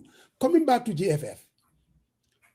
If I were, him, because sometimes, really, how much did they spend? 40 million? 14. 1-4? 1-4, yes. 1-4? Yes. Is it a lot of money? Maybe, maybe not. For whatever project that they're building. I saw the pictures. Can I say that they throw in all the 14 million there? I don't know. There's no way of knowing. People are going to be cynical. They'll ask questions, but what you cannot do is, well, we don't even have to answer to them. And there's a reason why he went to coffee time, obviously. And there's a need to talk to the public and be as transparent as possible. Even if it means putting out the contract document and say, look, this is the guy that we gave the contract to. This is how much he charged. Now, people can make up their mind whether is it like, as long as you're going to documents you need to the stakeholders. I would put it out there. Mariam Fall mune Musa Wojeng. Why namanala nang Mariam? We've reached out to Sobea so many times. And in the brother Esa Fini on the platform. And you're not helping Sa Chamming. I have tried everything. We wanna bring Esa to the platform and see where things are, the pulse of the Esa thinks that your questioning is not gonna be fair. That's what he thinks. So.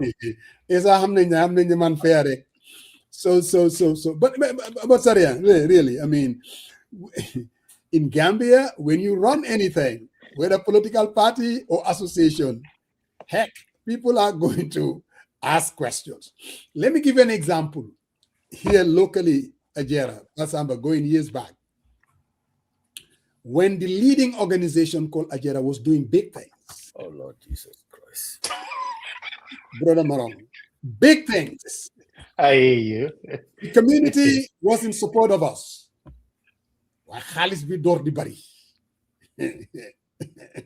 You start hearing organization bila. Oh, that's true.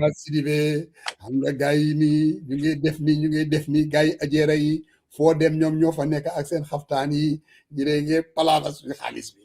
Gambians are going to say that. Now, you can sit here and be defensive as much as you can, but we did not do that. You know what we did? Under the leadership of Moi, we said, let's have a town hall. Let's put a big screen. Let's put down the financial statements of every dollar that was collected and how it was spent. Holby Face Dell, ask questions. Even the people that were, you put them on a spot. Bro, Sulere 9, do deg ken wax dara. Because we were spending money transporting disease to Gambia. Ñoo xamne dañ ñaka seen bakkan. They don't see that. That's not sexy. Nit këram lakana, jox nañ la $500,000. They don't see that. It's not sexy. So they will assume these people, they're taking care of themselves because the culture of corruption is in Gambia. And in as much as we're not even in the country, people will see it that way. So again, it really comes down to When there are accusations, nip it on the bud. The more transparent and open you are, the better you are. You can't go wrong. Because we're not going to 14 million someone to build. I mean, seriously. Because we've all built houses. We know how expensive it can be. It can be absolutely expensive. Cement affair. So you want to clear the air? Put it out there. You can never go wrong. You have a website? Put it out there. You want to call for a press conference? Answer flip charts? Put it out there. That's what you do. Counter the cynicism. But anyway. But your job is not supposed to be to counter. Your job is supposed to be to enlighten. Explain. Exactly. Exactly. I mean, I'm with you. But, I mean, people are not, SI is not afraid. We all watch his interviews. The last time you called for me to facilitate the interview. No. I'm just saying, I'm hoping that Mariam facilitate. Pasamba did reach out to Esa a while back. And I also did. And we were kind of scheduling something, setting something up, Pap Samba, right? And yeah. It didn't materialize. I spoke to Esa myself because Esa Small, and he was traveling and said, he may be able to do it from there. And I called. That time he had already reached his destination, never answered the call and all that stuff. So maybe he's not ready to come to Nakaratura, to the program. Uncle, he didn't call you back too, huh? No, he did not. Okay. Sister Mariam, I think you need to help us out. Yeah. Lulu, Bainala, Prunga Topatolulu. Okay, sister? And I'm not saying that Mariam that he's afraid. Esa is not afraid. He can definitely hold his own. We're just saying that clearly, especially the diaspora as a constituency, to come here and let's have a discussion. And especially at this critical juncture. Of what? Of our republic? Critical juncture as we move towards closer to the elections. I mean, there's a lot of talk about coalition. And, I think the more we talk about it, the more we have the SF House, who's a leading stakeholder in this process, the more he is part of the conversation, bringing him on this platform, his position, it'll be much clearer. Stop speculating, guys. SRX. You speculating, Sister Maria. We just want you in the SRFini so that we can have a conversation. And talking about opposition, coalition, Brother Marong, I mean, where are we? What's the pulse? How do you see it? Do you think it's heading in the right direction? Based on your hunger, you always have your connections in the corridors of power. And how is it going? I used this word before Mariam used it, and I'm going to use it again. Purely speculative, and I have no connection. You have more connection than me. I'm not involved in formulating that first, second, or third option. None. I'm not deeply involved in anything. I have no say. Yeah. I'm not a key. I want to take you on. I see. When it comes to the third option, you're not very crazy about it. You always... Yes. I am not crazy. And that's the honest truth. That's why I want to... why I want us to kind of dig into it. Yes. Because really, I mean, every time you kind of either play it out and you say, you are in your third option.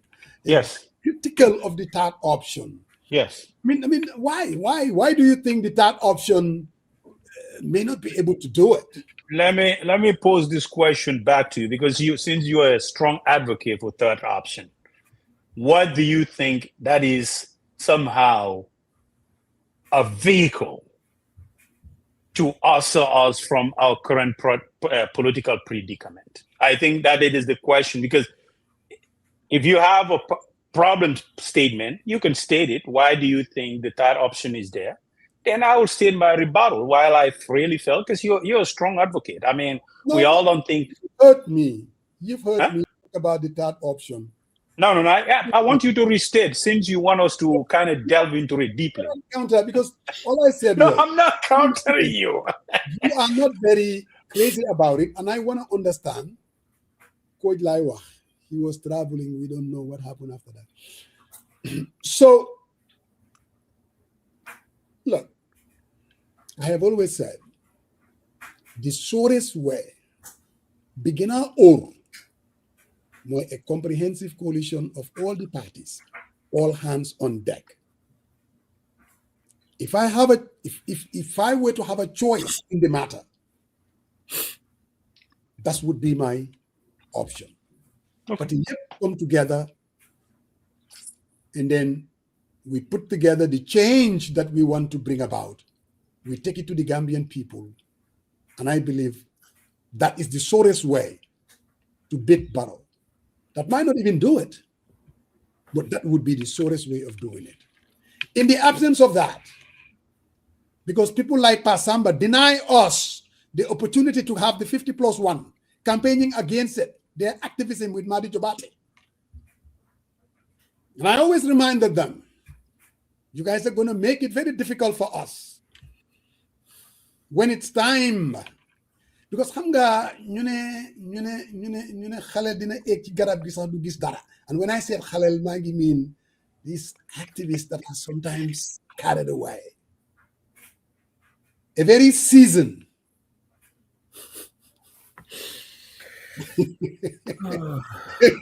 strategist. All right, Mr. Trump, go ahead, continue.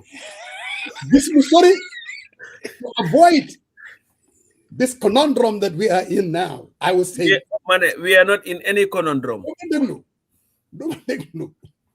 Let's pass this. Let's make it happen.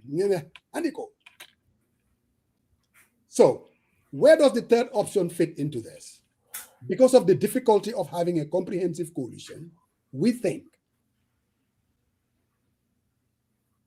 there's going to be the NPP alliance, and most likely there's going to be the UDP alliance. So we are saying, in the absence of a comprehensive, you form a third option where all the parties come together, and they will give the Gambian people an alternative to the UDP and the NPP. And you take the fight to all those two parties. These are the problem. They're the ones that create this problem that we are in.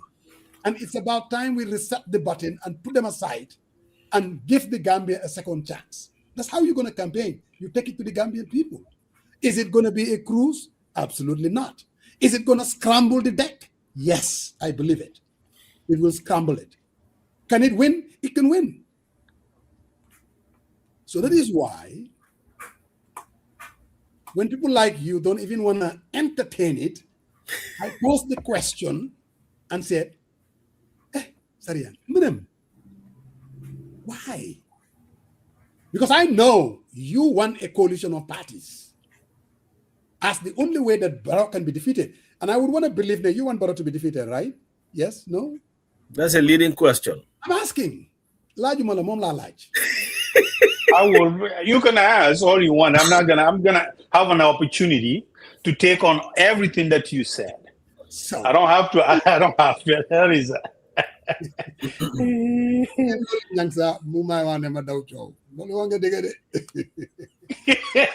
Your third rail, fourth rail, or side rail, or whatever, middle rail, amount to anything.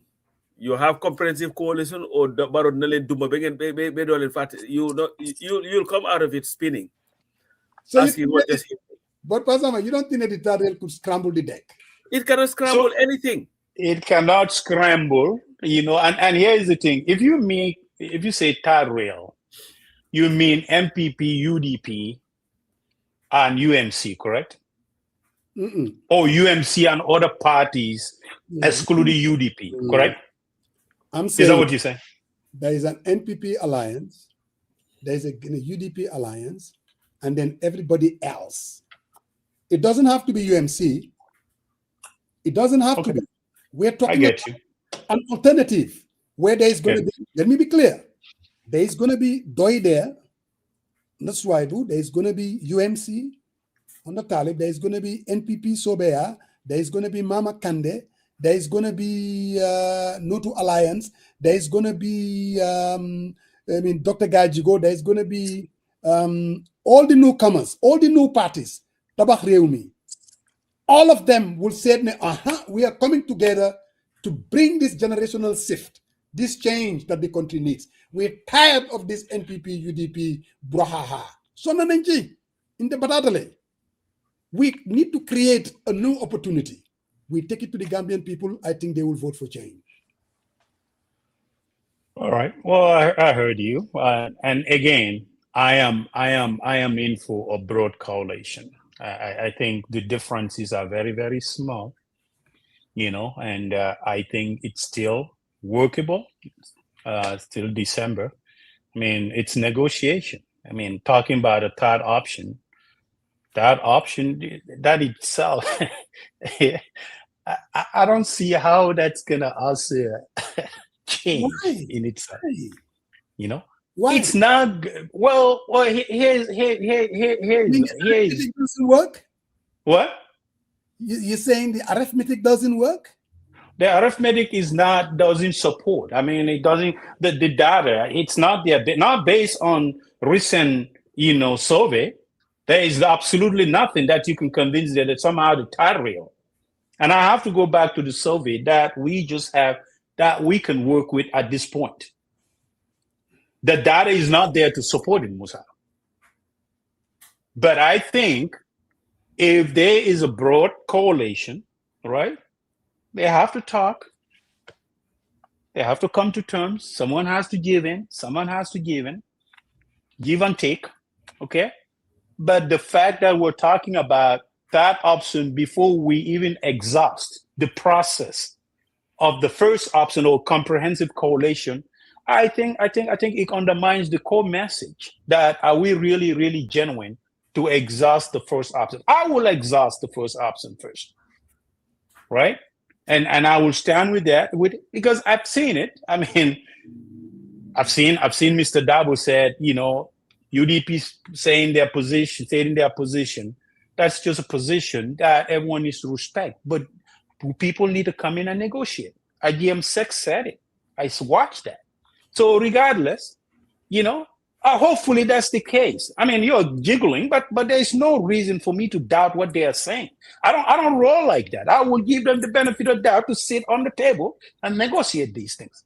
I really, there is absolutely no reason I should say, because why wouldn't they understand the gravity and what the people want at this point in our political history?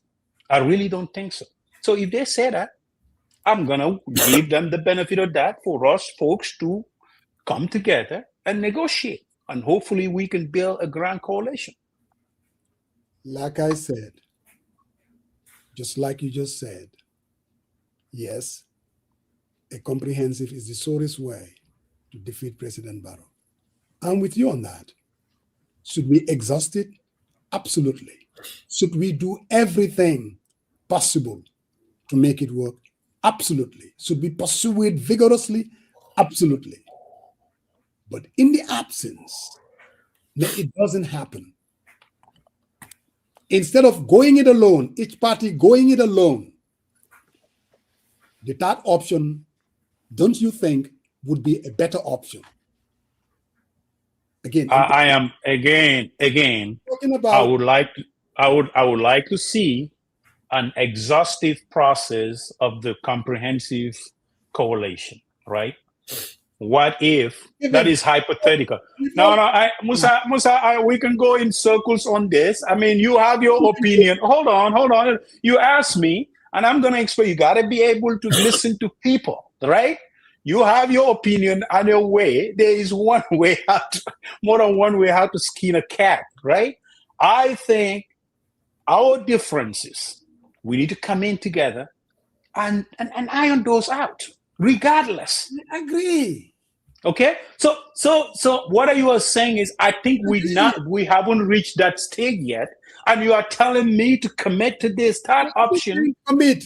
I'm not saying commit. Let's look at the options.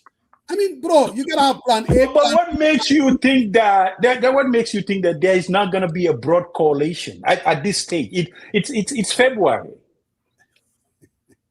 What makes it? No, I'm asking you a straight question. What makes you think that you're so pessimistic about the no?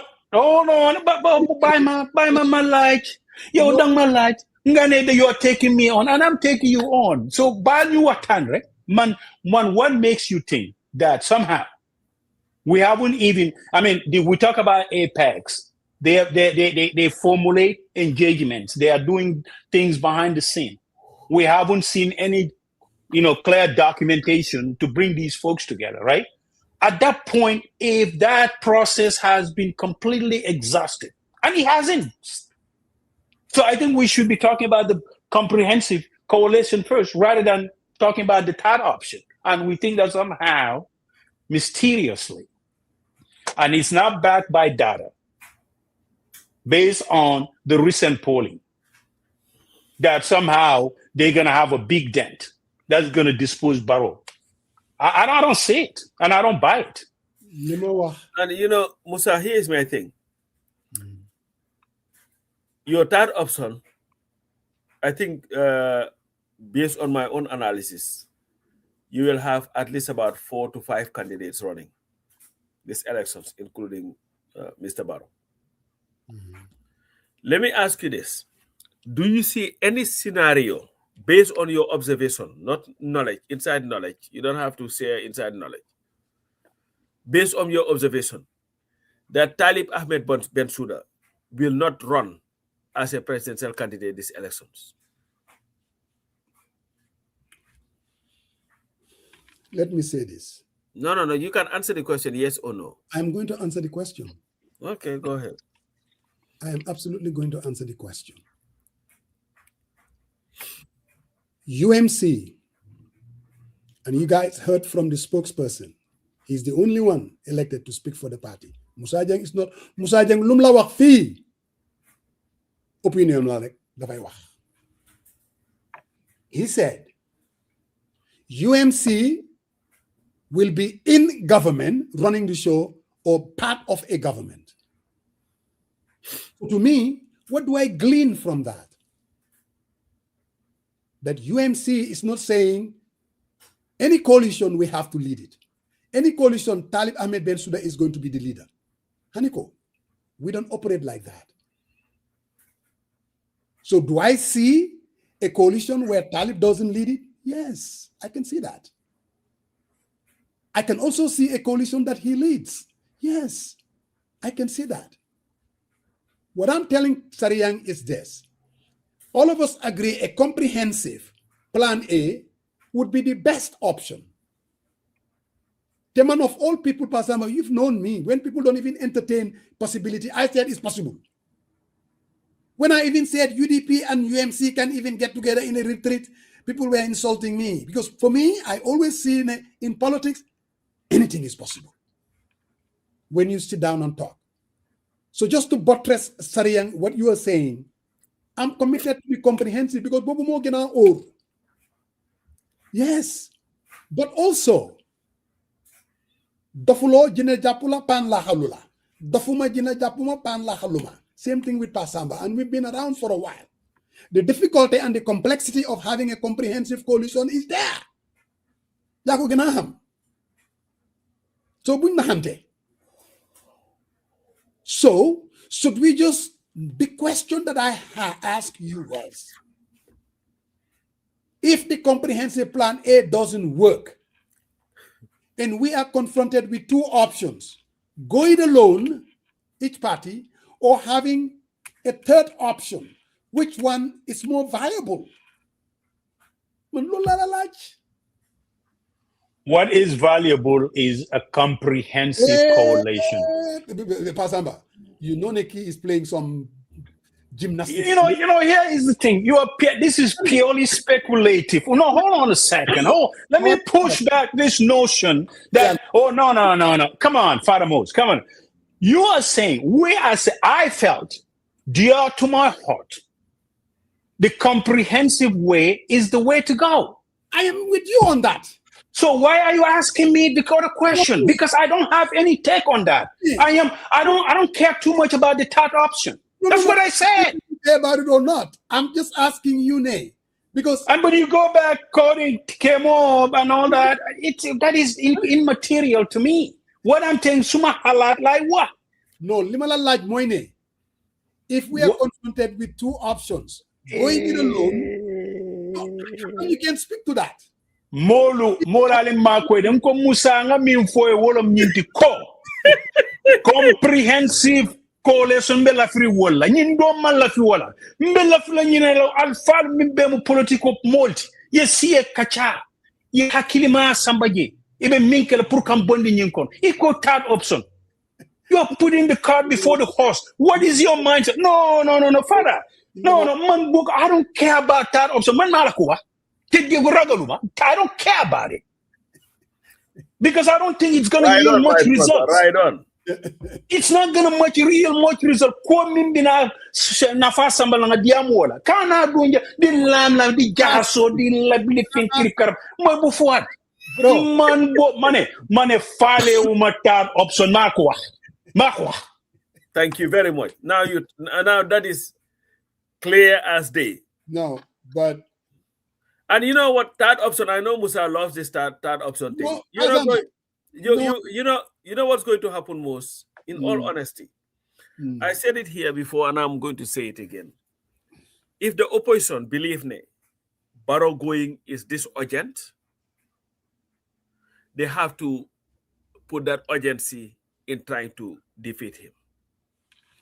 And the first thing that we must accept, I know you listened to Swaibu's interview. Yes. And he was talking about how disadvantaged the opposition is already against Barrow. Because state resources are going to be used. Of course. They have turned Meet the People's Store into a political rally for Adama Barrow. And also it's going to be a challenge. Man, to me, I believe whether it is Usainu Dabo, whether it is Swaibu Ture, whether it is Mama Kande, whether it is Talib and LJ Dabo, all these people running, convincing 980,000 voters, which is going to be more anyway when they start the registration, should be a lot more difficult than trying to convince 22 people who believe in the same thing that, you know what, we need to get these people out of here. If you cannot make that happen, you might as well them to Kachagindegi. And one thing I can tell you though, that option would have been nice if you only stopped at 3 candidates. That's not going to happen. You're going to have at least. But Pasamba, that is the whole idea behind the third option. Because remember, there are 3 options. 3, realistically. A comprehensive coalition of all parties, making it a 2-way race. Or Ngoyongoi Botsadom, Patibuneka go out there where we will have 7 candidates. That is the other option. And then you have the third option, which is parties forming a bloc to run a 3-way race. If it doesn't become a 3-way race, then it defeats the viability of the third option. No, I know. If you form a third option where it becomes a 5-6-way race, then clearly it defeats it. So when we are talking about a third option, meaning only 3 people in the race. Well, that's not going to happen. Well, now, that's not going to happen is different from it wouldn't scramble the race or will not be formidable. Because a third option could either bring about a UDP winning or the third option winning. I disagree. It could. I'm talking about it could. Compared to Ngoyongoi Botsadom, each party going on its own. If there is going to be a multiple parties running against Barrow, definitely, I don't see how we can defeat him. Is it possible? Yes, it's possible. Do I think it's possible? I believe even UMC can beat Barrow, even in a multiple race, under the leadership of Tali Ahmed Bensouda. If we do all the things that we are already doing, we have what it takes to win. We are putting resources into it. We are going to be making sure that a lot of ñun ñëpp xam nañ wax bi foofu la moo mujjee. So loolu. So you have your five. Yes, let's just cut the chase and just come straight to the point. I gave you the 3 options that I believe. Comprehensive, everybody in it. Could lead. Even that way, man, I'm not saying Talib should lead or Muhammad should lead or Omar should lead. I'm just saying if they find a way to come together and somebody leads, they all rally behind that person, I think Barrow will be in trouble. That will be the sorest way, man bobula gena buga. In the absence of that, I want the 3rd option. So lolu happenut. Ngoyongoy borsadom. And I can guarantee you that there's going to be surprises. Because well, let me tell you for the surprise within your head. The only surprise that you will have, you'll be believing that you guys can defeat Barrow. Unless get a mano and mano. One candidate against Barrow. Barrow would not let dumbo yo hamne ni chibopam.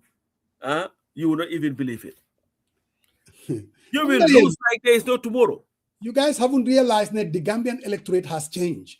Change to what? There's the same electorate who voted on 2020 on Musa Sabari. You guys haven't seen that. And there is a new element. Politics bit of how it came. What is the new element? Thank you.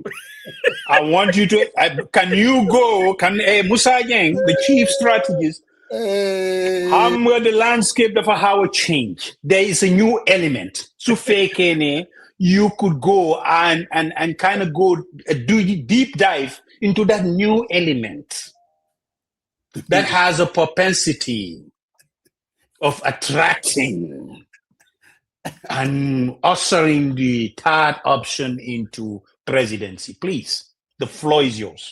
By all means, sir. Before I get into that segue, you guys see me kind of dressing up today in my, serene. There's going to be an iftar dinner tonight organized by Ajera. Now I'm reminding all of you in the metro area, Atlanta, we're going to be at the hall. All the imams are going to be there. As a community, we will get together. We will break our fast together. Ñu lekk tàndarma, ñu waxtaan, build on our iman, the spirituality, the togetherness. I know all of you here in the metro area, di nga mëna tok sa kër nga dog sa or with the family, and that's good. But there is also a bigger family. At least that is why Ajere decided that we're going to choose a day that we will all come together. And that will reaffirm to the community. We'll break our fast together. We will eat together. Julli Gaye together. Nafila together. And then Mutasaro. So now I'm urging everyone in the metro area, please, at Savannah Event Hall, be there around 5 o'clock. Dog Bidafaneka around 6:30. And then, New Watan about our community, and also plan for the Eid. That is going to be either the 19th or the 20th. So I just want to take this opportunity to remind all of you to be at the hall tonight so that we can do what we do every year. Because when you have a reputation as a leading organization in the diaspora. Can I ask a question? Always. Bulma like question. No, I'm going to ask you a question on that. Who is financing it?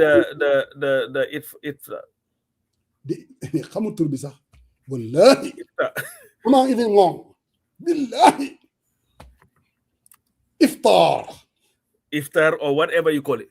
Who is financing the Ndogo? The Atlanta community is financing it. When you say the Atlanta community, are you talking about Ajera? I'm just asking. I just want you to listen very carefully because I know where you're going with this. Okay. Because I know your head.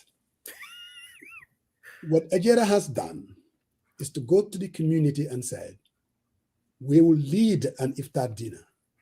there are a lot of tariqas in the community, people that subscribe to other tariqas, but because of the togetherness and Ajera being a separate entity for everybody, the Christian community, the tariqas, every tariqa, we're taking this leading role, and people are contributing.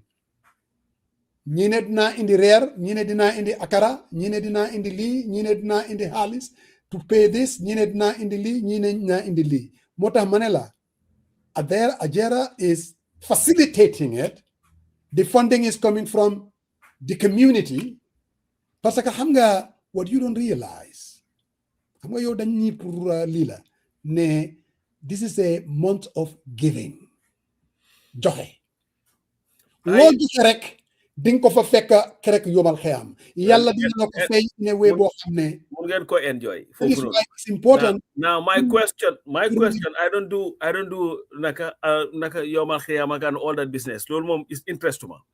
The question that I have moy, Atlanta is not only populated by one religion.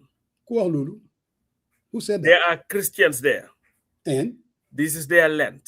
Yes. What role do they have to play in this? See, this is one of the what I would call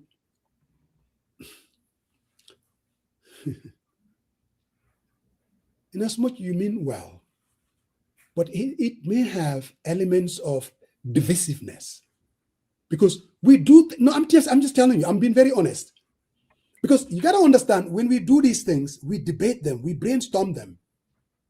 If you are going to say, nay, and it used to be that we are apolitical and we don't get involved in anything that has religious dimension to it. When you do that as a community, it's not going to take time that you're going to lose the people because that's not where they are. Do we do things with the Christian community? Of course we do. Very sensitive to that. Of course, we understand that. But just because I think I know why you're asking that, but I can assure you that these are things that we factor in. The whole idea is to bring the community together more than anything else. And I think the gesture itself would be, just like in Gambia, Nyom Babali, sometimes they organize what they call it, this interfaith, you know. Everyone organizes it, even here. We organize interfaith. Yes. It's not like you only have to be a Muslim to participate in this. All I'm saying is Ajera is bringing everybody together. We're going to break our fast, especially coincidentally, is the month of Lent. So again, to answer your question, what we're doing, we know it's good for our community. It has brought us much closer together. So Musa, I think so what you are saying is Ajera invites the Christians to come and join them if they have time and other faiths to join them into the faith, right? Is that what you guys do? Muslims alone. No. Okay. Okay. It's definitely not. Again, the idea is danyo together, break the fast together. And I mean that's just what it is. Now so what about those who do not fast? Nga yow yàggee nga ko soo nekkee ci kër gu mag soo oorut su ñëwee di dog togg ndogu yu neex yi ñi oorut duñ ci bokk so sa maas yi nga xamee da ngeen daan def moo tax nga daan def oori kër you won't fast but you will do oori kër balaa nga ñëw nga def sa lip si nii you ripe it ba affaire bi wow. You sound like somebody who has a lot of experience in this, but go ahead. Because some of the things that you are explaining, you have to do your experience. Yeah. But anyway, so I wanted to kind of use this like a public announcement, and you know how you are. You have a way of. Because the thing is, Musa, you may think, but maybe there are people sitting there and asking those questions. So sometimes, just like we said, it's an organization. It is here to serve everybody. The questions may be inconvenient, but sometimes an explanation would go a long way, you know. I'm telling you, even within the midst of Ajera, like I said, they were brainstormed when this idea we started. Even Julie Bisa, this having Ajera spearheading the Julie. You know what? We're not going to get involved because we know how our community looks like before New Julie together. Because of Bugunyo Hajale Senale, obviously it's multi-religious community. And Nigeria doesn't only subscribe to the Muslim religion. We don't. We could even allow the Tarihas to organize it themselves. But what you tend to have, we've dealt with this issue. They are not going to cooperate because if the Nyasens are the ones initiating it, they would rather go and do their own. Understand what I mean? So where we found ourselves, we are the Pursabi Nyau affair. We are putting all of them together. They trust us. Then we are not siding with any, because that's not the mission of the organization. When the Christians have their thing, let's say the Sangha, Ajera would go, Ajera would contribute, Ajera would do what Ajera does. Understand what I mean? Why don't we know how nyom defun, nyirenge def, why don't you muna boka? Because of no, you can't think like that. Sun defe lolu. Gambiana am faida. If you're not dealing with their issues, especially our community has grown. That's what drives them. There's a reason why when you organize a party, when you organize religious settings, they come in numbers. So very selfish and ungrateful. What I just said is that no, maybe he's not calling you that. But pressing a point, bigger living. So because I think what I believe he's doing is what pressing. He's talking about if you're not then they don't participate when something. Oh, so he's saying that's my conclusion. Maybe that's what he is. No, why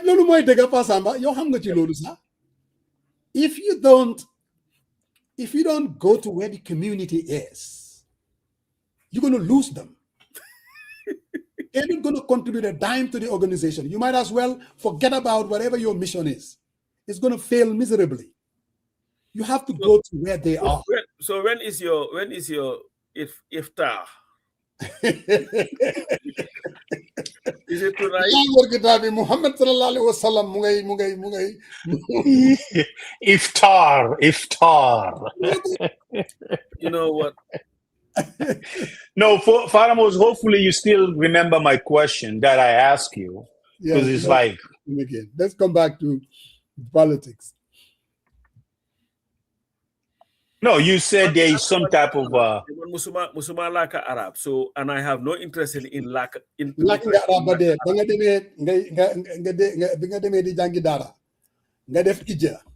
All they did si dara bo moy abuse ma rek do rek lañu fa nekké won jangaluñ ma dara lu jangi gumbu. You know that? No, Sarian.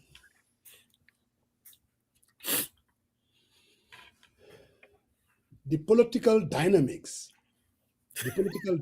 has changed. That real. From post-dictatorship, amna politique bi num dan doxé. And then we had 2016, created a new situation, political situation. And moreover, a UDP, NPP, like that. Just like during the dictatorship, it was UDP, APRC. When we morphed into the new, get rid of the dictatorship, we created a new political climate, and that is the UDP and the NPP. What I foresee in 2026 is this new element, the new dynamics. Not only an individual announcing them and I am going to run for the presidency, just because of your positioning yourself So that if there is a coalition, you you have a seat at the table. 2026 is not like that. There are parties that are coming in and they are in it to win it. Like? That is the new element. They're going to put resources into it. Mm-hmm. They're going to take messaging into it. Mm-hmm. They're building structures all over the country. Mm-hmm. From Banjul to Koina. They're organizing. Listen. You cannot win elections without doing that. Mm-hmm. So that is the new element. And the surprise is going to be, you got it. Then December 6th, you'll be like, Musa Wahonako. I cannot believe this. These guys are able to pull it off. That's the new element, my friend. But that's been there before, though. Yeah, and that's nothing new. That is nothing new. People build structures, build offices. I would call that false euphemism. And that's what you're doing. You know what was hane? Baro fum tolu muge fum nekan is like every week mu even be na biro yes. That is new. That's not new. We're building structures. I'm not yena parties you am na jënd nañ 5 moto baro mom moto yi ben nit la moto da nga ñew rek so li fi neene mu jox la ben na demal. But you know, it's going to be interesting, Musa. But I don't think you're going to have only 3 candidates. You're going to have at least 5 candidates, and Barrow is going to win. I definitely thought, Musa, you're gonna come up with something different, as you said, something transformative that's gonna captivate the imagination of those watching you today. But it's the status quo because you said structures. No, they're struggling. Hamza Musa is still struggling to even meet the legal requirements to register a party. I understand that my boy Kemo has said that you guys now have corrected all the whatever errors you made, and you've resubmitted or will be resubmitting your application. I want you guys to be registered, so that at least we will move on from that and see the real substance. Coach, they also have new pickup trucks there. How many are there? 5? Yeah, they do. Barrow is giving them out like hotcake. They celebrate 5. Barrow, you come. Musa join. Oh, Musa join and come. Nakalatu, pickup truck. Musa, how many pickup trucks are? Is it 5 or 4? They have 5. We put out 5, and we're going to put out some more are coming. Stay tuned next week or week after. So how many motorbicycles do you guys have? A lot already.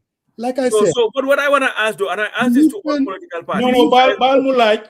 Musa, maybe you can take that to your party, that when they issue these motorbicycles, that they also issue them with helmets, because I think it's definitely to just give people motorbicycles and just tell them to ride it. No. I'm saying for their safety. All of the one. So you don't think you guys should provide? This guy is saying, let me say this. Mane, Lolly has a question for you. Fallen Jele Halis. But you can come to that after the helmet. When you have big pockets, when you got it, you got it. We are in it to win it. What do you mean deep pockets? So that means the status quo remains. He wants to run for office. And I have deep pockets. What do you mean? What do you mean? What I mean? Deep, no, not homa. Damabu punga leral. Ngane deep pockets. What does that mean? Meaning, if we have money, you guys don't. Let me say. Who don't? How do you do? Support. Because that is not. If you're not declaring where the source of those funding is, status quo remains. It's fundamental. Look. All I'm saying is this. To be a formidable candidate in any country and run for office, I have said this again and again and again. And I'm responding to what somebody said, Nemusa is not only resources. I know that. But you need a candidate. And we have checked that box. No, there is a question that I got texted to me through my light about your candidacy. There is somebody who, can I ask you that question? Okay, go ahead, because this is the UFC hour. No, it's a UFC hour. Go ahead. Go ahead. I don't want us to make it a UMC thing. But this is a UMC. Yako iside. Yeah, you keep talking. Yako iside man wahuma UMC. Ya one something different. The third rail, and you mentioned UMC. You know so go ahead. From you like la.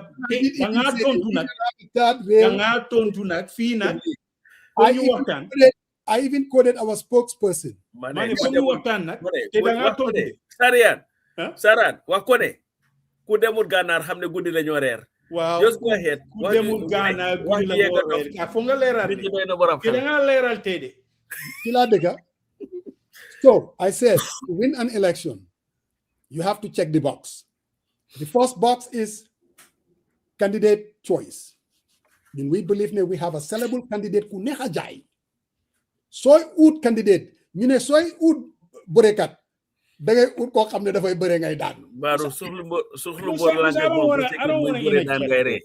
I really do not want to interject, but this is a conversation. So this is a comment. No, hold on. I'm about to go press Zuhur. Then I'll give you a chance to answer this. So if you say sellable, what is the criteria and what does that description fit in? And I want a broader conversation. Honestly, in all seriousness, I want to take you on.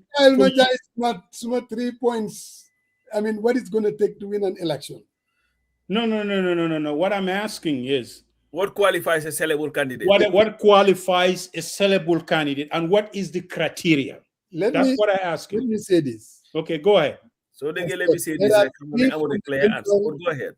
There are 3 fundamental requirements that would help for anybody to be a formidable candidate. One, you have candidate choice. And I said, we have a very easy candidate to sell.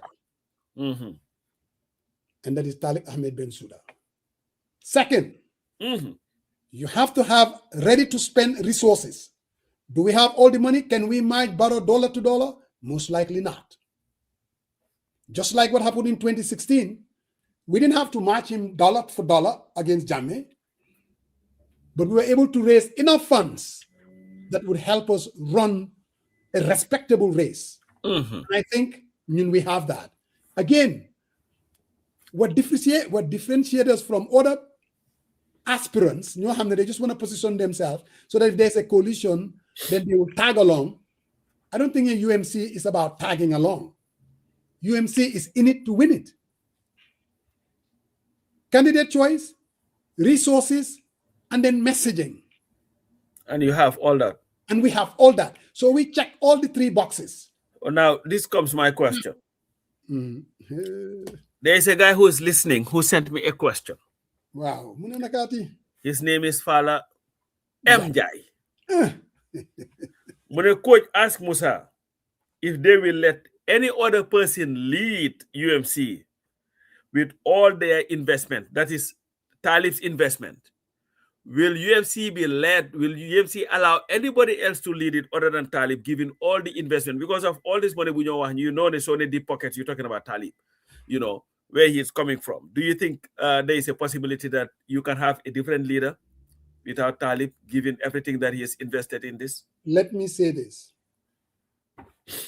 I have said not too long ago that 2026, according to our spokesperson, we are either going to be the government or we're going to be part of a government.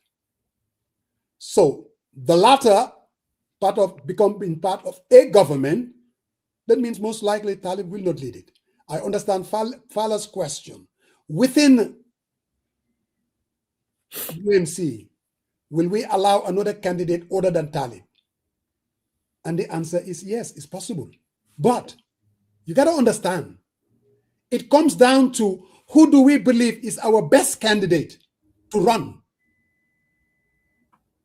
If Talib is not the best, and we don't think we have another candidate like Musa Jeng, is much more attractive, that we are better off going with him to win, then I will be it. But at this juncture, Fala, if I'm to answer your question honestly, Talib is the best candidate we have. And we believe he is the best candidate at Nehajai. That I do believe. And he's in a position to bring about change. But he's been there, he's done that. He won elections and he got re-elected. So his resume, it's good. Fala, I don't know whether that answers your question or not. And I know why you ask it, but fair question. So again, Masamba. Yeah. See, you have man very young tamid, politic bi. Most of these candidates, they're well known. They've run for office before, again and again. People know them. So there's absolutely nothing new. Can they win? Yes, they can win. But I know having a fresh candidate like Talib, Nehna Jai, whether he's going to win or not, I don't know. But I'm glad that he is going to be our candidate and we're going to go out there and sell him. Now, let me ask you this, Musa. Selling him, are you going to be part of those who will be on the ground, not here on for the people, by the people, like the guy told us the other time? Will we be seeing Musa Jenga Solsa Nyete Abdu Solsa Nakalatura, Bahana Nigeria, some fingers point everywhere, all of Bijaha also make Angalibe and everything? Will you be on the campaign trail or you'll just be? Let me answer it this way. I was in Gambia for 3 weeks. No, I'm just going to answer it. All right, Bill Clinton. Go ahead. House. I went to the bureau at Kotu. There was a group from Talinding. Wow. I've sent you the video. You saw it yourself. And I was speaking to the electorate, telling them why I believe they are kafo from Talinding. There's a reason why you nek Etats-Unis Kimo is a candidate. And they were impressed. And I could see myself doing that again if the time comes. Like I said, I have never, you know that, got my hands dirty to say ni or na. This time around, dama gis lumoko jaral. And I think sitting on the margins is not going to do it. Utenag yo ngen am Congress, nga teglen fani yakabu nakadi, and you want to do it virtually from nowhere. Yo. Thank you, Mariam C. What a man, Mariam Damako lie. Mariam.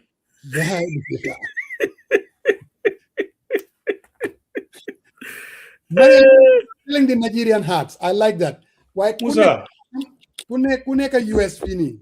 All these beautiful hearts, my wife is selling it. Call me, let me give you the address. We'll send it right away. I have time you refer. Dafa mel ni sir the guy wax la daal sa interview ba sa with your ugly head ba tey daal you've been covering it.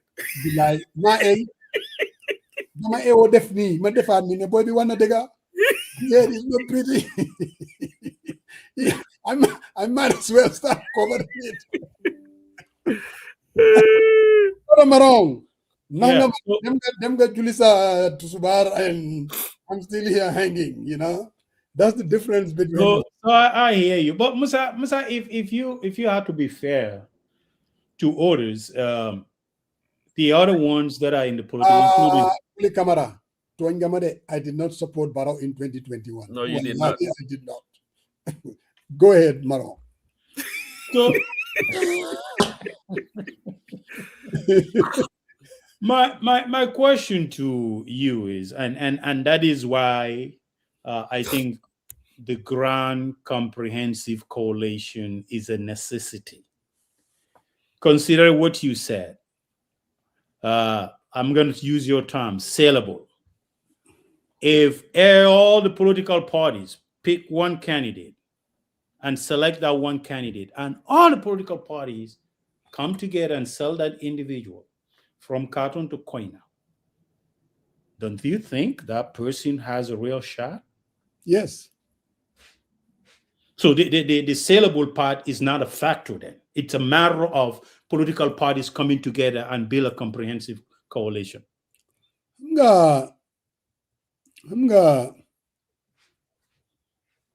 Winning an election, there are a lot of elements that kind of get into it. It's not just, you see. And we're not going to speak hyperbolically here. What are the elements? Can you explain what elements are there? I'm speaking very clearly. Yes. I agree with you. There's a reason why everybody is saying, let us come together. Because I'm coming together, this is what it's going to do. Gambians like to vote for something that they believe it can win. You know, Gambians, there's a segment of the electorate. Bugunyo hotel ko hamne dafa danu. 2016, part of the reason why we were able to win, the belief from Gambians that, you know what, the fact that they come together, and I want to be part of a winning team, I'll vote for them.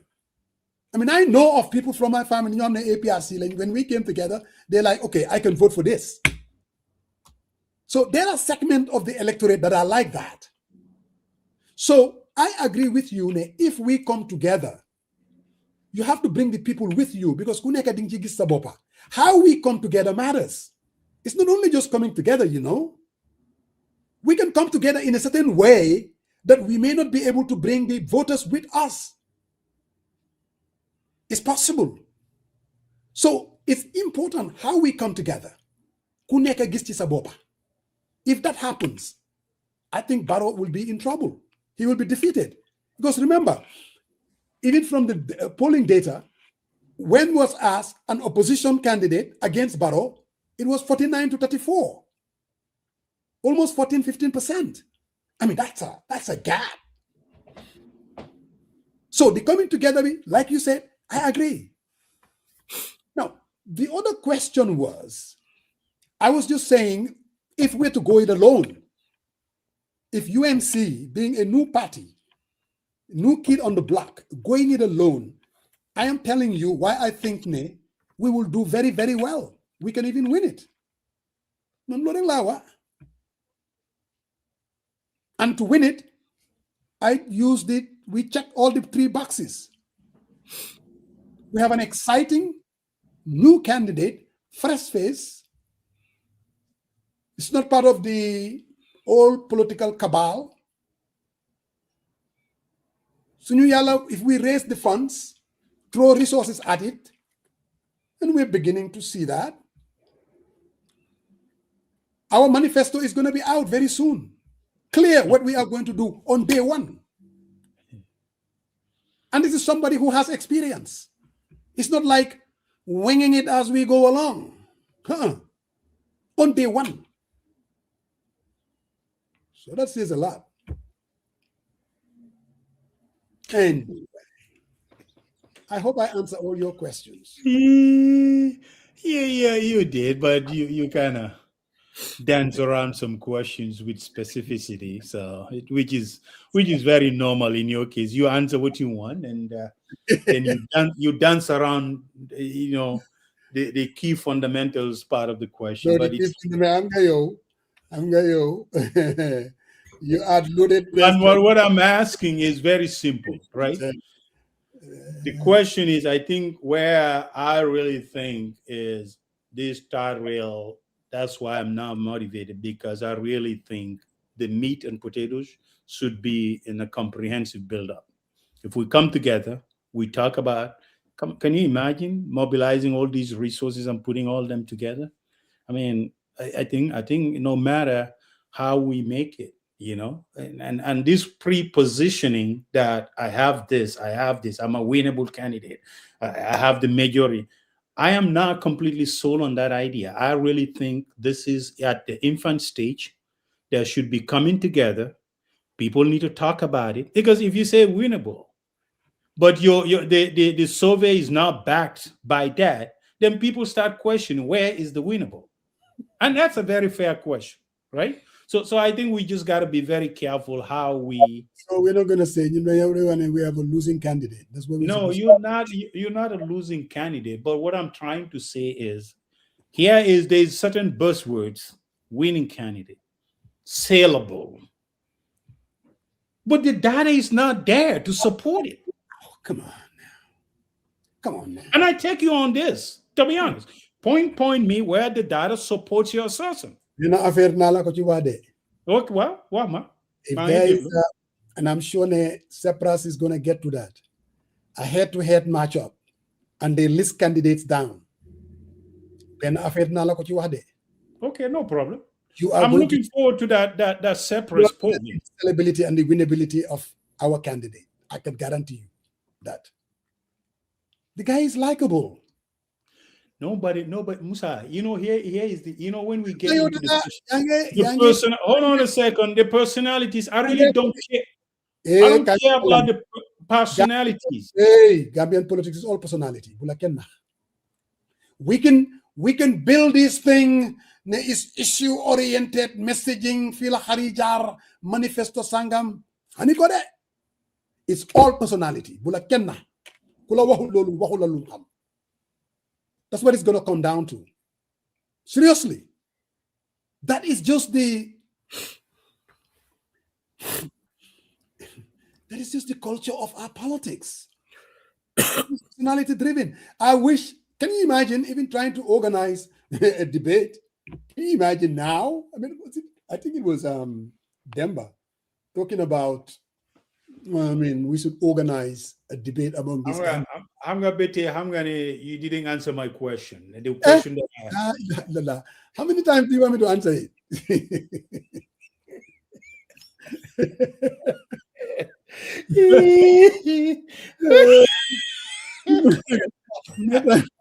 To even listen. Oh, you're killing me, man. I'm telling you right now. No. Lamin Dabo Tida Bilai by Lolukana Wofo. Which Lamin Dabo is it? Ako Musajang, you never like how much UDP say no for you to know we will never change your color for anyone. Man in them Wofo. I have said this, it doesn't matter how it doesn't matter how I phrase it. If we have a comprehensive that Mr. Dabo leads, I will be million times behind that. And I think that is a winning formula. I don't have a problem with that. Lamin Dabo Tida. Wallahi, I don't.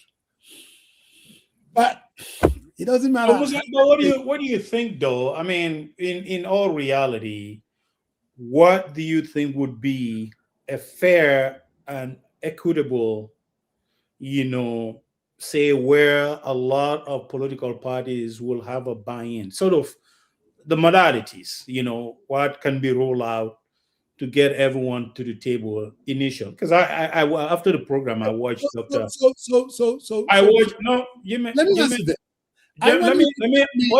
You cannot ask. Hold on. Let me finish. I know you have a way of rebuttal if you don't want to answer the question, but that's okay. We can do this all over. So what I watched Dr. Gay talk about the Apex and what their outreach methodology, what they did and where they are right now. But what do you think, though? I mean, even that organization, what do you think they could do to ensure that all political, because I think based on her explanation, they are very fair. They are totally taking an impartial role. And I know you are saying you guys need to take control, but she doesn't agree with that position that much. They want to facilitate the conversation, but the different political leaders needs to come in and take the lead and hopefully craft a strategy or negotiation that is agreeable and acceptable by all the stakeholders involved. But I wanted to hear your take on that. Oh, look, I mean, I understand, taking that facility, to be a facilitator. I mean, the reason why I don't think that would be enough is because it's been done before. You're like, we don't want to get our hands dirty, so we're just going to facilitate just kind of bring them to the table, all of them. But you could say, even their first go at it, they were not even able to get everybody on board to come. She did mention that Doi didn't come. She did mention that Mama Kande didn't show up either. So if you're going to get a comprehensive and you reach out and you're beginning to have these things, then that tells you, even though, yes, you're right, there's a reason why they position themselves as independent. Anybody call hamne, you are even with the perception associated with carrying the bag for another candidate or party. They don't want to do that. So they want to be seen as Masi D.A. Jaoge. I'm going to D.A. Jao. I don't think he has a dog in the fight. And then, I mean, Dr. J, I don't know of her, what her political leanings are, and I don't know the other people. So we all know that this is going to be very difficult and complex. I mean, is it doable? Yes, it's doable. What is it going to take? I think it's going to take some sacrifices from all the players. You cannot just come and say, my way or the highway. And please, I'm not referring to just UDP. I know how people are going to read this statement, because some other parties are also positioning and saying, name and me. Some are saying, like I just said, I have a winnable candidate or sellable candidate. Some are saying, I'm not going to subscribe to somebody who cannot win. I mean, these are just talk. Now, when they sit down, they're going to talk. Like I said last week, and even at the West Coast, I said, they first need to, if I were the apex, seriously, in fact, I'm going to put together the change that the country needs by talking to different Gambians, talking to different political parties, reading their manifestos, and put it together, summarize it. Then we are going to remove Barrow to bring about this new day. Then you call all the parties and say, what do you think of this? Because it doesn't belong to any party. They can add, they can subtract, and they can find commonality. It belongs to all of them. But you know what? You're not just calling them to the table and say, do this. You're doing it yourself and said, okay, these are the issues. And then you can come up with a framework, like the question you asked, the modalities. The two important ones, Moy, who is going to carry this? What vehicle or vessel would carry this and run against Barrow? That needs to be nailed down, because that is a very controversial, contentious issue. It can make or break it. The other issue, Moy, who is going to lead this vessel? It can make or break it. Then you develop criteria. All of them, have them talk about it, not shy away, and they will find common ground. They will agree to disagree. Hopefully, the easier one would be what vessel. Sacrifices will have to be done. If they take care of that, then they go to the bigger one, which is much more contentious and difficult. Who is going to lead that vessel? Are you going to have a process? Are you going to anoint someone? Are you going to sit down and have a consensus by talking? If they're committed that we need change, removing Barrow becomes so important to all of us, then every stakeholder would have to make certain sacrifices. If they make the sacrifice, I know Sari and Marong will support that, Pasamba will, and I will. And I'm sure there are a lot of people that are watching, they will. Is any party will come and get everything that you want? No, it's not possible. Even though they're taking their positions, I don't even think I believe all of them will be willing to make the sacrifices. Now, I disagree with sometimes, taking the hard positions, but it is what it is. What is important is, I think, Apex should be a little bit more, much more proactive. Now, I don't know what they're doing, so it's very difficult to criticize Apex when you don't even know what they are actually doing. It's not like every week they're updating the public or anything like that. And I think maybe for reasons best known to them, totally behind the scenes. If you make it a public thing, everybody and their ideas, then they will mess this thing up before it even starts. So much lip service. Lamin, why lip service more than you not today?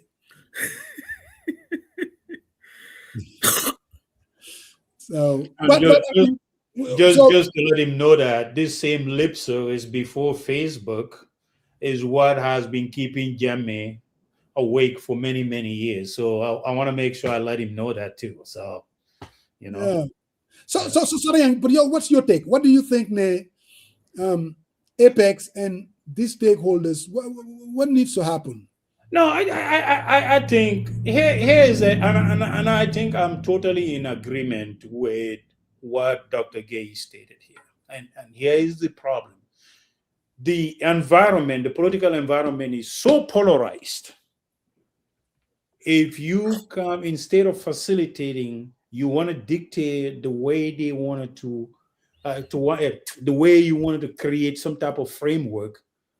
The first thing people will say, oh, you, Musa Jeng, even Apex want to choose you, you cannot be part of Apex because they've already, a lot of people are going to say, hey, Musa Jeng is a UMC supporter, So I think facilitating.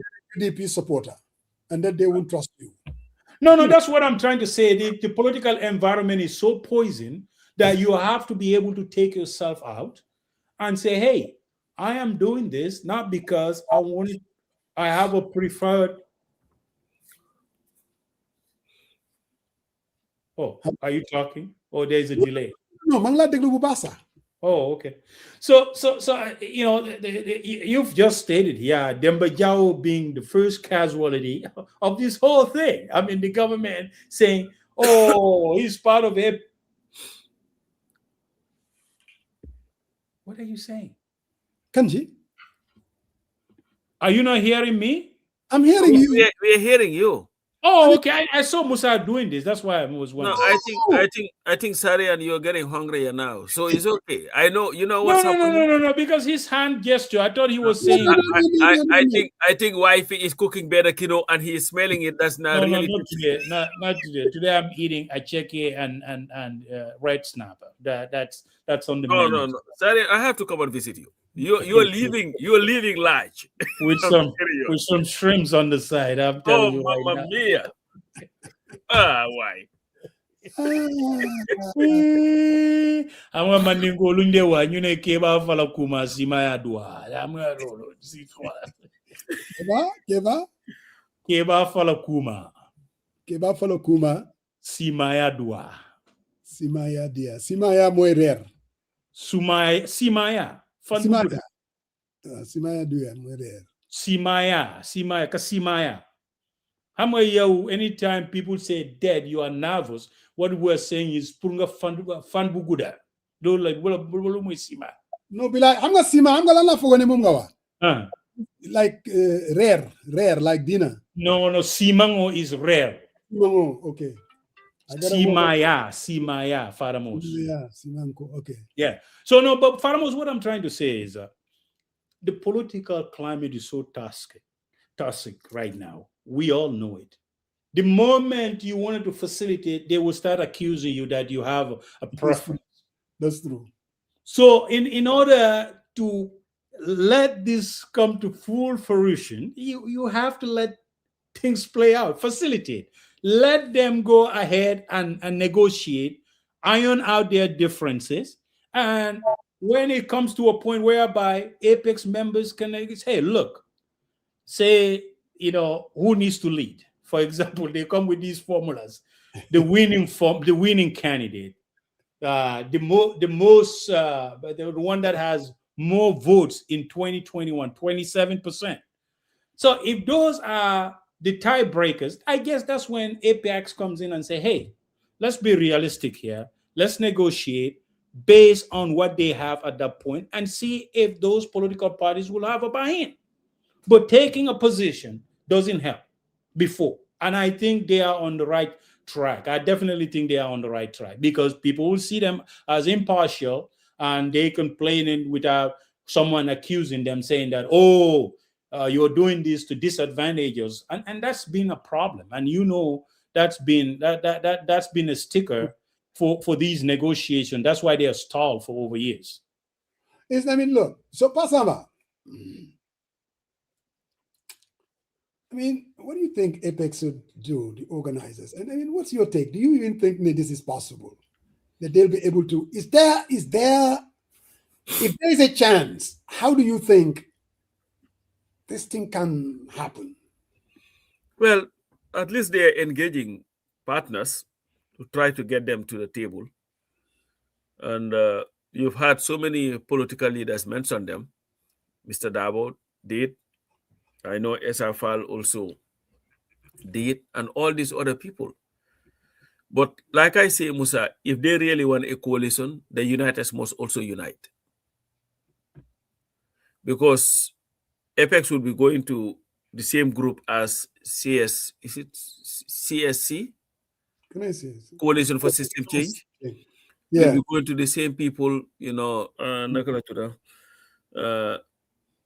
Project Gambia, Team Gambia would be going to the same people. So why not? I think maybe the first order of business is sometimes maybe these groups should converge and say, okay, how do we merge all our efforts into one so that at least we'll be able to deal with everybody at once. And it's not going to be easy, in all honesty, because like I said, there is history what happened. It needs to be dealt with head on. What happened in 2016? You cannot brush it under the carpet. It had to be dealt with. And there is something that I heard Mr. Dabo said the other day. Where was he? I think Munginekon Paos. I think that's where he was recently. He had an interview. No. I think he was with Garme. No, not Garme. What's his name? Flexdown. Oh, Either Flexdown or Aliu Cisse. Yeah, yes, one of them. Aliu, sorry, because they asked him about coalition, and there was something he said. Yeah. He said, listen, when you go to this negotiation, you have to have a position. That doesn't mean that you're going to impose your position on the people and all that, because we'll all have to sit and come up with our positions and agree to disagree.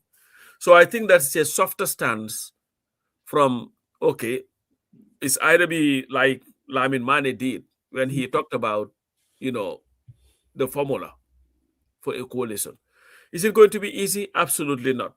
But I hope they'll be able to, trash it out and come up with a coalition. So what are the sacrifices you think that the stakeholders will be willing to make?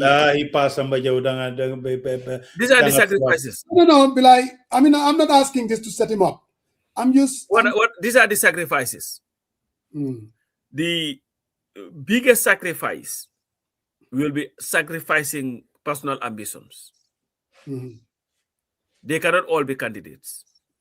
No. One person has to be a candidate. Yeah. So for that to happen, are you willing now to sacrifice your ambition, irrespective of where I can, to be a presidential candidate or president so that we can achieve this goal? And now for that to happen, Musa, then the question becomes, how important is it for you? And what are you reading? There are some who believe that maybe going it alone is their best bet. They will kick and win. They don't need anybody. Yeah. So that person you cannot bring that to a coalition unless that person leads it, because in his mind or her mind, it's either him or they would lose. Yeah. So that's going to be the challenge. Now, will they be able to do that? That's one thing. If they cannot do that, then you're not going to have a coalition. Now, that sacrifice is one. The other sacrifice, Moy, you also have to be ready to sacrifice part of, if not all of your agenda, Sibopa.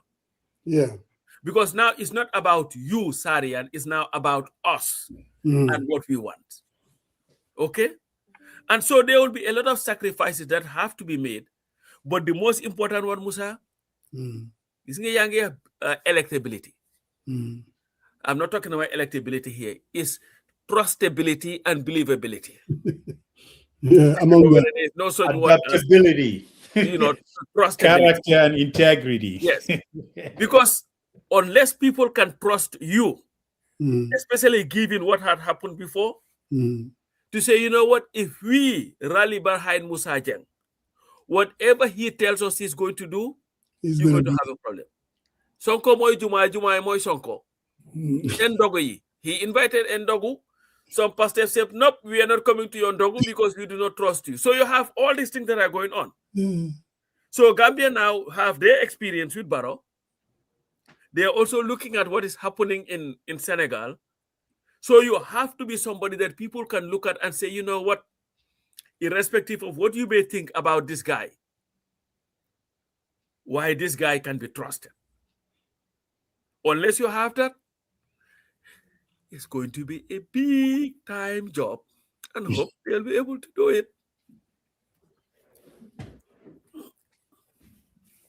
Yeah, the trust issue, Mom, is going to be a big one. But the other thing too is, because we all know that based on what happened in 2016, after you win, you know, you're an executive president, you have all these powers bestowed upon you. Geweli di la dar. Huh? Geweli di la dar. Ñëpp di la dar. So nobody can slow you down. How is that? Naka lañ leen traité sax bi si Jibi Njaay xam ma naka Njaay Njaay. Ngeen rek nga defoon ma nekkoon leader bi tey gars yi elect ma ñëw nekk président Marina Parade gars yi kawur yi ñëw Musa Jimbi Njaay xamoon nañ ne lii mënut a ñàkk a am seen ma mbiri Paate seen ma Yaasin Poj ma tanga Faralamin all these nice things xalam yi jolli dina xamoon nañ ko sax bàyyi liñ def ci réew mi xamoon nañ ni fii kay when that happens and then you are surrounded by this bubble, you become a totally different individual. Now, my question though is there anything that can be done legally? Instruments that can be put together in written legal, you're going to sign on the dotted line. And is that implementable, so Winnie? Or is it, you know? Unless it is something that does not have anything to do with the Constitution. Because the Constitution supersedes everything. Let me give you an example from Nekani. Let's say Ousseynou Mugi promised ne dafa run for 5 years only, one time. Yeah. Okay, you know what? We believe Ousseynou. Ousseynou now. No, I'm gonna ask Ousseynou, but why should we believe you? Because I'm a man of my words. That's what he's going to tell you.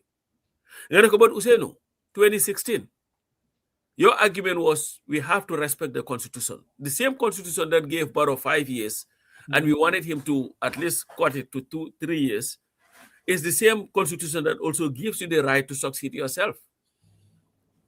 How are you going to now, what can you tell us to believe that, you know what, irrespective of all your belief in the Constitution is supremacy, that this is an agreement that you're going to follow? So now he would have to now be able to convince that whole hall why, if given that, he's not going to renege on that promise. So these are the things, Musa, that makes it a lot harder, you know. But is it doable? And what people need to also understand why we are in a very unique situation because of Rao Gadula. We do not have second round of voting. So Musa would do this, but we cannot just give a constitution to Barrow, the one that he wants, just because we have second round of voting. 50 plus 1, we want a constitution that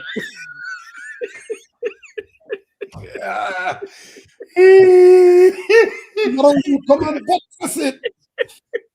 There's some insurance policy. I'm like, I just have this insurance policy in the like bank. No. Who said that insurance policy? That was his thing. You know, but Musa, coach, in all fairness, though, if you look at that constitution, you know, I think there's stuff that we didn't agree, and I think the one part was the retroactive clause. And I said, I can, you know, I think looking back, if the 2020 constitution was offered, I think they should take it. I mean, there's absolutely nothing to lose. Hadn't been this was passed, we would talk about today, even though with everything that we know, data gathering. I've been making this argument, and I said, looking at it, I think there was mistakes. I think we should have accepted the draft today at least, even if Barrow had a shot. But we can guarantee that this will be his last term, and we're gonna have a guarantee that we're gonna have a new president past 2026, 2031. I mean, we're gonna have a new. There's absolutely, we have documentation that's gonna support it. So I think Exactly. I think we need to be very, very careful. I mean, I know there are aspects in the Constitution that we didn't agree on, but I think that is debatable and changeable. But the fact that we missed this opportunity, and who knows, 2026, 2027, whether this man is going to have super majority in both houses, that's what I'm scared of. Maybe this thing is And now. if he does, you know what's going to happen? If he does, Yeah. he had the 2024 draft, poo at it. Yes. They're going to bring it back and they're going to pass it. Yeah. And we won't have anything to say. I mean, I'm telling you, he's going to control the whole damn thing. Excuse me, astaghfirullah. He's going to control the whole thing. And we will be at his mercy. And not only that, he can not only run 2031, because 2026 is gone, right? And whenever it is passed during the 2026, that's when it's going to start the term. And that will be his first term. 2031. Is that what the new 2024 said? No, because there is no the 2024 a two-term limit. Okay. But I'm going a two-term limit, it comes down to when does it take effect? That's what it comes down to. So I'm saying if he gets re-elected, God forbid, and we have another Barrow administration and he's able to pass the 2024 draft with term limits, the first term will be 2026. Because that's when it takes effect. The second term would be 2031. And so that is why it's very, very important. That's a mistake. That's why it's very important. Not be talking about no third rail, no fourth rail, no fifth rail, no sixth option. A comprehensive strategy to build the mighty coalition, Father Mose. What would you take? I'm with you. Su fekkone man ma amé dogal bi. When I read the flag, they'll all come along. I will say that, but I also know that everything that we talked about, the new word, trustability, trusting, people don't trust each other. I am telling you, they don't. You talked about toxicity. It's toxic. Are these parties going to seriously agree a comprehensive? I would like to see that happen there. Well, we all like, well, let's hope so, man. Let's hope so. No, unless we do the work, it's going to be very, very difficult. Extremely difficult. Now, Apex is doing his thing. There is a talk about the Khalifa is going to come up with, Team Gambia, he calls it. How many of them are going to respond to that? How many? Oh, I'm hoping everyone respond to if it. he rolls it out, are the parties going to? All depends. What's the crux of it? If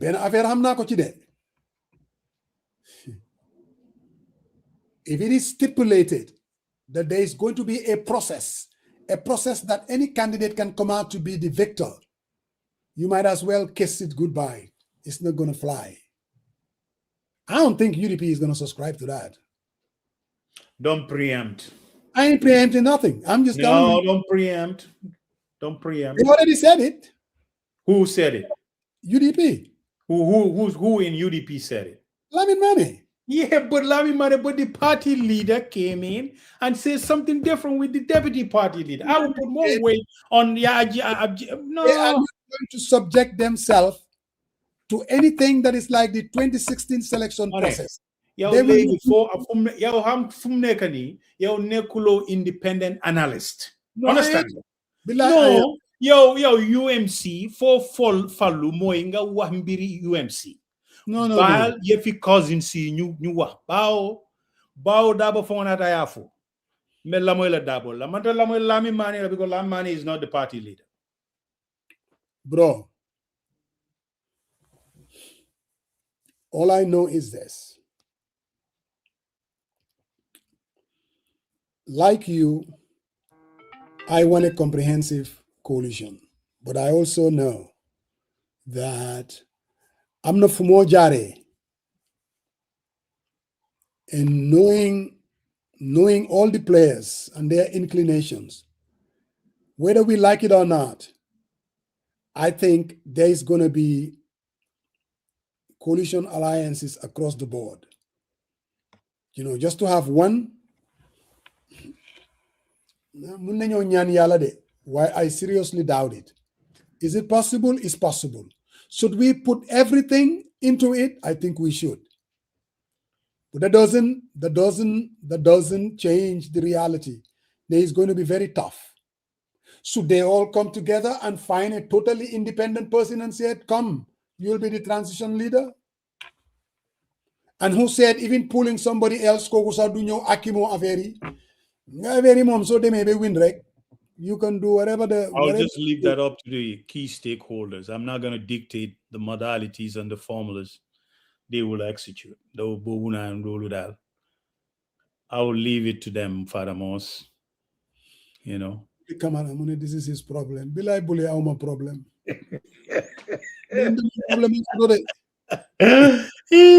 The cousins are here, man. Bilai, I don't have a problem. I am just saying, I wish and I hope. But not enough flexible when it comes to politics. I wish there was something that could bring them together. And then there is. You know, there is something that needs to bring them together. You can. They're losing. But no, anyway, there is something that needs to bring them together. We talk about it every day. We talk about it every day, irrespective of these personalities. We got issues upon issues, rampant corruption, inefficiencies, and people. Here's the thing. You tend to hold on. You tend to downplay these things. You cannot swim in this river of. No, I am not going to. I'm a man. You know this nitpicking. What do you mean? Swim in the river of what? What river of what? The river of what? Corruption should be a warning. Corruption, man. Enough of people who want to come together. You're two-fisted in this person. Mune, just those issues alone should be able to bring them together. Man wahuma lolu niti mane ragal yalla ñu ci wër koor de. Di ma tuumal. Di yalla yonenti bi. Fara mos de. Man woma lolu de. Mbari wala lim ma ko konte mo. Okay,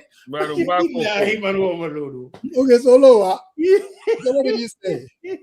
No, you said issues, Manila. There are issues, and I pinpoint just few ones, and I said that should unite them to come to the table.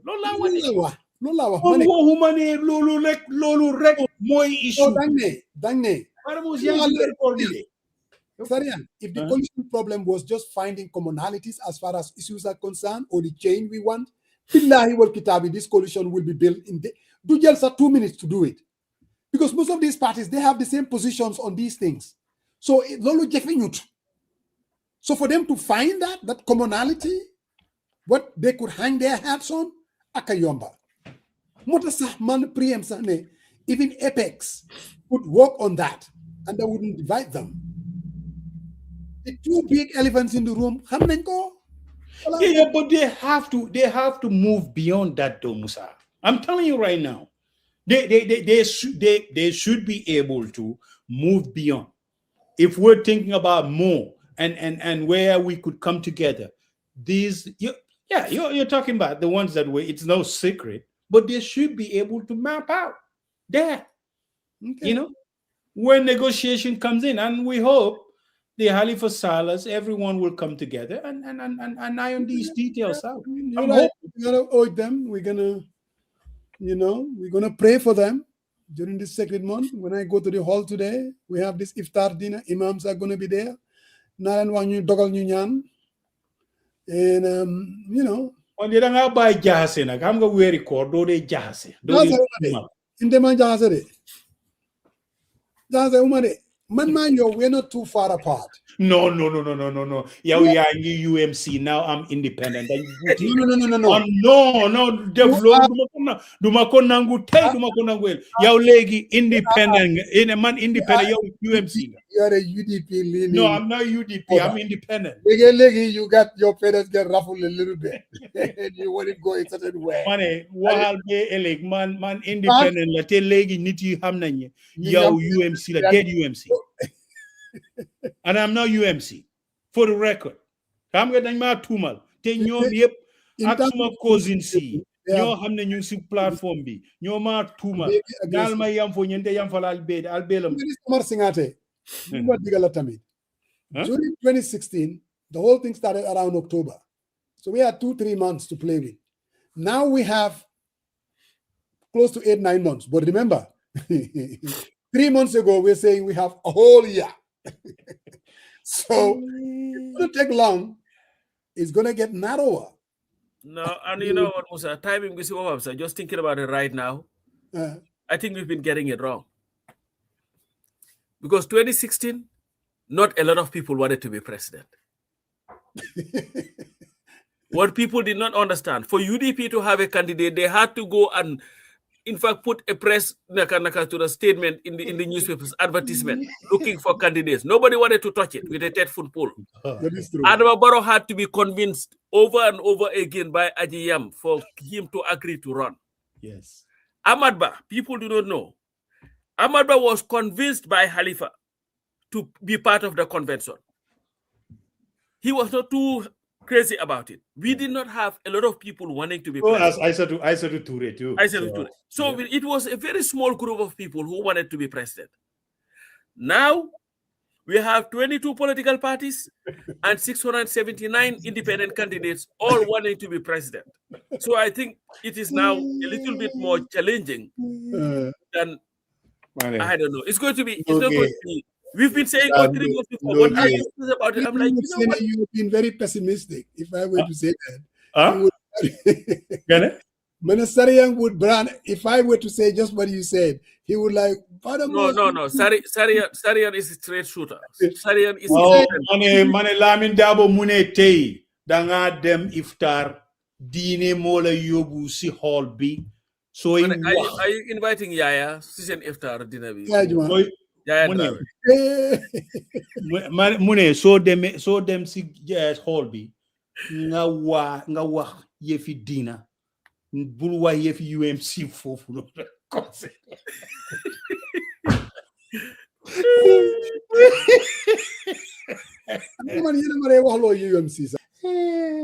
Talk about what's possible and what's not possible. No, but you have to invite my guy as your guest and have him at the head table to, Joko Parol. Yeah. Mom. Ni meri di wax da ngeen dem ba ca teen ba enante. You guys are cut from the same cloth. Lamin Dabo Mune, you don't talk about UMC, please. Lamin wota tala fedna. Mole ba nyini kala doro Musa yo taida te mang don't hope Satan's and program bi wante sa analysis bi mune ma waaw haral nañ ta fini ma wala. Haral ñu waxtaan tuuti xam nga Gambia fu mu nekk nii suñ gis-gis bi ak suñ politics bi dafa wecceeku nekk ni dañ bugga ndaw yu ndaw ñoo xam ne dañoo foofu pour jaay affaire suñu mën a toog. No, why Sarian, your Wolof has gotten so much better. Because if I pronounce it wrong, I get sit down there and say no nanga keteli buka fo nyama fo suñu. No one apata PJ. Sani inde lafita mandinka manyo. He can help me just. From where? From Kiang or from Jara or from Banigo? Combo. Combo. Because I was watching Swaibu's interview with Fadu Ture.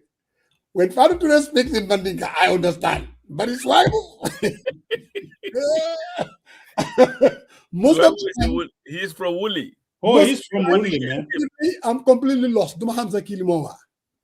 I'm like, and But based on response to Fadu Toure, then I will glean on what. But I'm like, oh my God. And Syria is like that too. No, they're from Woolly. I was Suma Bena friend Musa Jaba Mune called me. He was laughing. He says, "Yes, Saria, I watch Faramos on iAfrica TV. Mariko Mune ma garme daf ko laajoon mbiri college mune waxu boobu noonu du tey dañ ko fekk."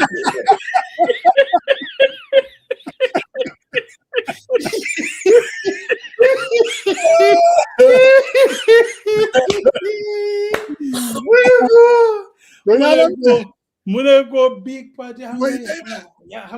Garme, if you say that stuff, that they are just bopam. Wow, one day Musa, I'm gonna guide him.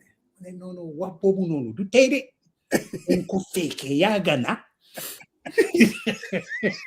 Musa said that stuff to me.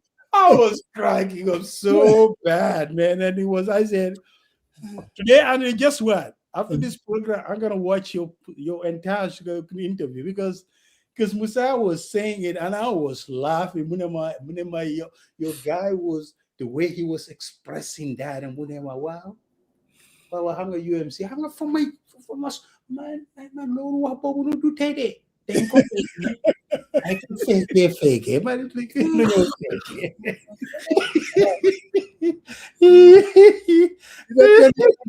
Bro, the political terrain is gonna be, but the political terrain, apex, winnability, electability, they're gonna all the efforts, though, Saria, all the efforts, this coalition effort, at some point, there has to be an end point so that people can actually run a real race. You can't just be talking about meeting after meeting after meeting. Hamulo, nila deme or nalela deme. None of that. Honestanga. Benye, like all of you will say, pengine nyut.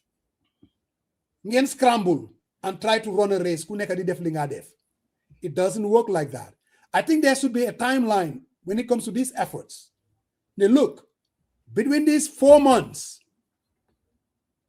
either we were going to find a way to come together. If it is not successful, let's go out and take our message to the Gambian people and let the chips fall. But you cannot be just hanging your hat on something that most likely is not going to happen. All it does is help the incumbent. Bilai. So that has to happen. 2016 was different. I'm on one choice. But Bini, we do have a choice. And any discussions, I think there should be timelines. If it doesn't work, there shouldn't be no blame game. Let's take our thing to the Gambian people and let the people decide.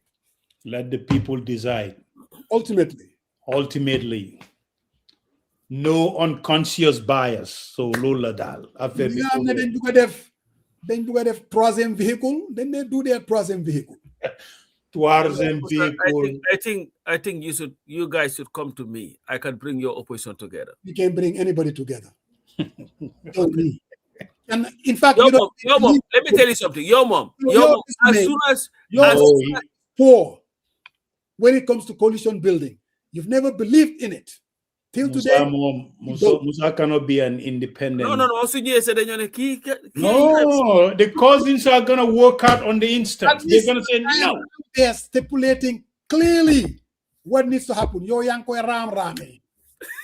Like that. Ram. I'm telling you how it can happen. And cousins, they don't trust you. You don't make independent. You don't negotiate. Cousins in so they lower the trust. I don't. Hey, but I got a call from Seattle the other day, and this guy, man, LA, he goes, like gela fenko je gela natalul je ni Musa Jenyul ali braba di ba di pop touré Aje safiroke ela Facebook nkamfate kama bage ya Musa je soundile mane ko la ila mane rebe sona mane ko alka sembe baldi Musa jelna de Musa jembe molbe samara nole Musa Jene adna talibi patiyolo nka ko but you guys are giving a lot of credit to Musa Jene huh Defe naa ko de. bari na doole fu mu nekk de. But in a dollar, I was flabbergasted. He says, "Oh man, this angel kuja is some man. Ko Musa Jen mang pusno. Rebe purkan the sound UMC amuno. Yo man, I am independent. Mota mom. Dumuna, you cannot be today. Man, sumabuge nega Apex. Then I dem boka Apex. Man, No, you are independent. But the Musa, you don't He is make not an anymore. independent broker because you're can you. Young man, They're so toughy. Sorry, young man, Marco Gena independent. How can you be? No, you're not. You're not. You are now. Mane, Sarian did not go and attend any rally. You went and attended a rally and then addressed addressed. the issue. Sariang definitely a lot of behind the scenes there. Well, did a lot of big, and I'm not a newcomer. That's why no is mabuge hatal dima chokal manelen. You know what? We've been through this before. Bailen maman mawa because from nekani we have to bring people together, and you have to be credible and independent, and that's what I see. I want to be impactful, Musa. I can go in there and knock doors and pick up a phone call and say, hey, let's adjust these things in my little capacity. I can do that, right? But I think if you align yourself, and that's your right. I'm not going to even go up about that. Okay, so I am independent. That's it. Well, independent or no independent. On the lamin mune so de me si holbi. Mune daf la ñaan yalla ak yonente bi bul dem wahi politics. Tay neku wahi politics, okay? But anyway, guys, I think it's been a good one, and we'll definitely. No, the young man says, Musa, I think this question is for you. I mean, my Ndoke Drame, he says, you guys still haven't answered my question. Tell me who is electable, then based on what? I think he missed it. We talk about saleability, but that's what he wants to ask. Well, I mean, clearly, based on his question, clearly it's a subjective issue. And anybody could say, nah, your candidate is much more saleable, and whatever criteria you want to derive from it. And but again, I don't think Apex bringing these parties together, anyone who's going to go there and say, man, I am it, you have to tell them why you think you are it. And then you have to, again, it's going to come down to convincing your fellow, like Pasamba said, if you cannot convince 8-9 people, how in God's name are you going to convince million voters that are out there? That's where the challenge is. Because Bomo not difficult. And Patane to get Jara out of your list of Fingai Ute Jabar. So and he's the one who's supposed to help me. I don't think that's a good idea.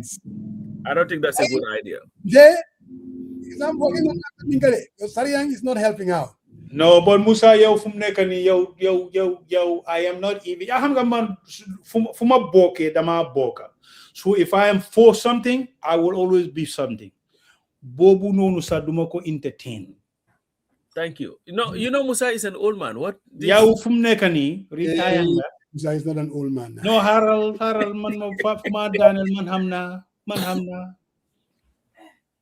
Keba dibikol nola ni mol meje se fanje.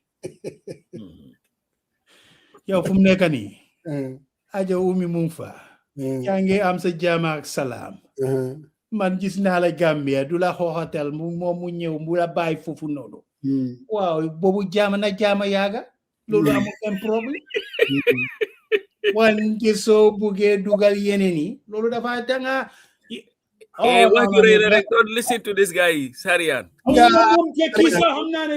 He's too timid. xam nga ñun góori Salum Salum. góori Salum Salum. góori Salum Salum. di nga toll ci benn at nga bugg a nekk kilifa ni ngay seetee ki nekk kilifa mooy ñu ne ko kii fu mu fi xaye tey kenn ñëwut wala la kii fu mu fi xaye tey kooku du kilifa. ma ne am na suma benn boy am na lu going to mention name am de ba ma ne ma coach mu ne man suma jabar man soose la suma pa ñeenti jabar la amoon man foog ma waaye it's been telling me that fu mu nekk léegi mu 10 years de gisuma mu tax He hasn't made the move yet. Wow, but go ahead and make the move and see. neex na wax de waaye neexut a de. Osa yow fu mu nekk nii daal non yow mi ye wati doron awo moo la jik xale yi yow téye ko fa rek. xam nga xale yi ñu ngi ci dëkk bi Atlanta gi Gambie boo fa demee te yàlla non loolu yëpp coola soo bëggee jaama assalaam xale yi soo bëggee jaama assalaam Musa tella ma rajax la fu mu nekk nii kenn ku ne ku ci ne war a mën a am waramo soo bëggee jaama assalaam jaama assalaam you miss that stage. What stage is that? You know? Mom Lisa, Musa, you've missed that stage. Manako, what stage is that? Anyway, but guys, we'll definitely, it's been a good one. We're going to be back next Sunday, inshallah. Inshallah. We will be joined when by... the Loli definitely like living, you didn't even answer her question. Loli. Loli mune naga? Why we have you pick up? Mune files be following again. We like living low. Bilai, as long as it's not taxpayers' money, I don't think the electorate should know where we get our money from. We are funding it. Our party is funding it. Thank you very much. You know what? That's all right. I hope when you govern, you're not going to be answering. As long as it didn't come from the taxpayer, it was by IMF. So don't ask us. No, I hope people are paying attention and they are recording this segment because that is a departure from something new, something transparent, and something transformative. Talib Ahmed Bensouda, 10 years he's been out there, responsibly managing taxpayers' money. So Sula Wahene, Soko Johe, central government, he will do the same thing. He's not just talking out of, he's been there, done that. He has demonstrated that. Ane, ñun lu ñoo laaj rek pour mu leeral. Yow nga wax ne, you're not going to say it. The boys, they are paying attention. Bobo is a departure. Something new, you have to tell us what it is. But legi fum nekk ni, man, it's okay. Yow yaa ko wax, man waxuma. So, yow yaay wax waxe.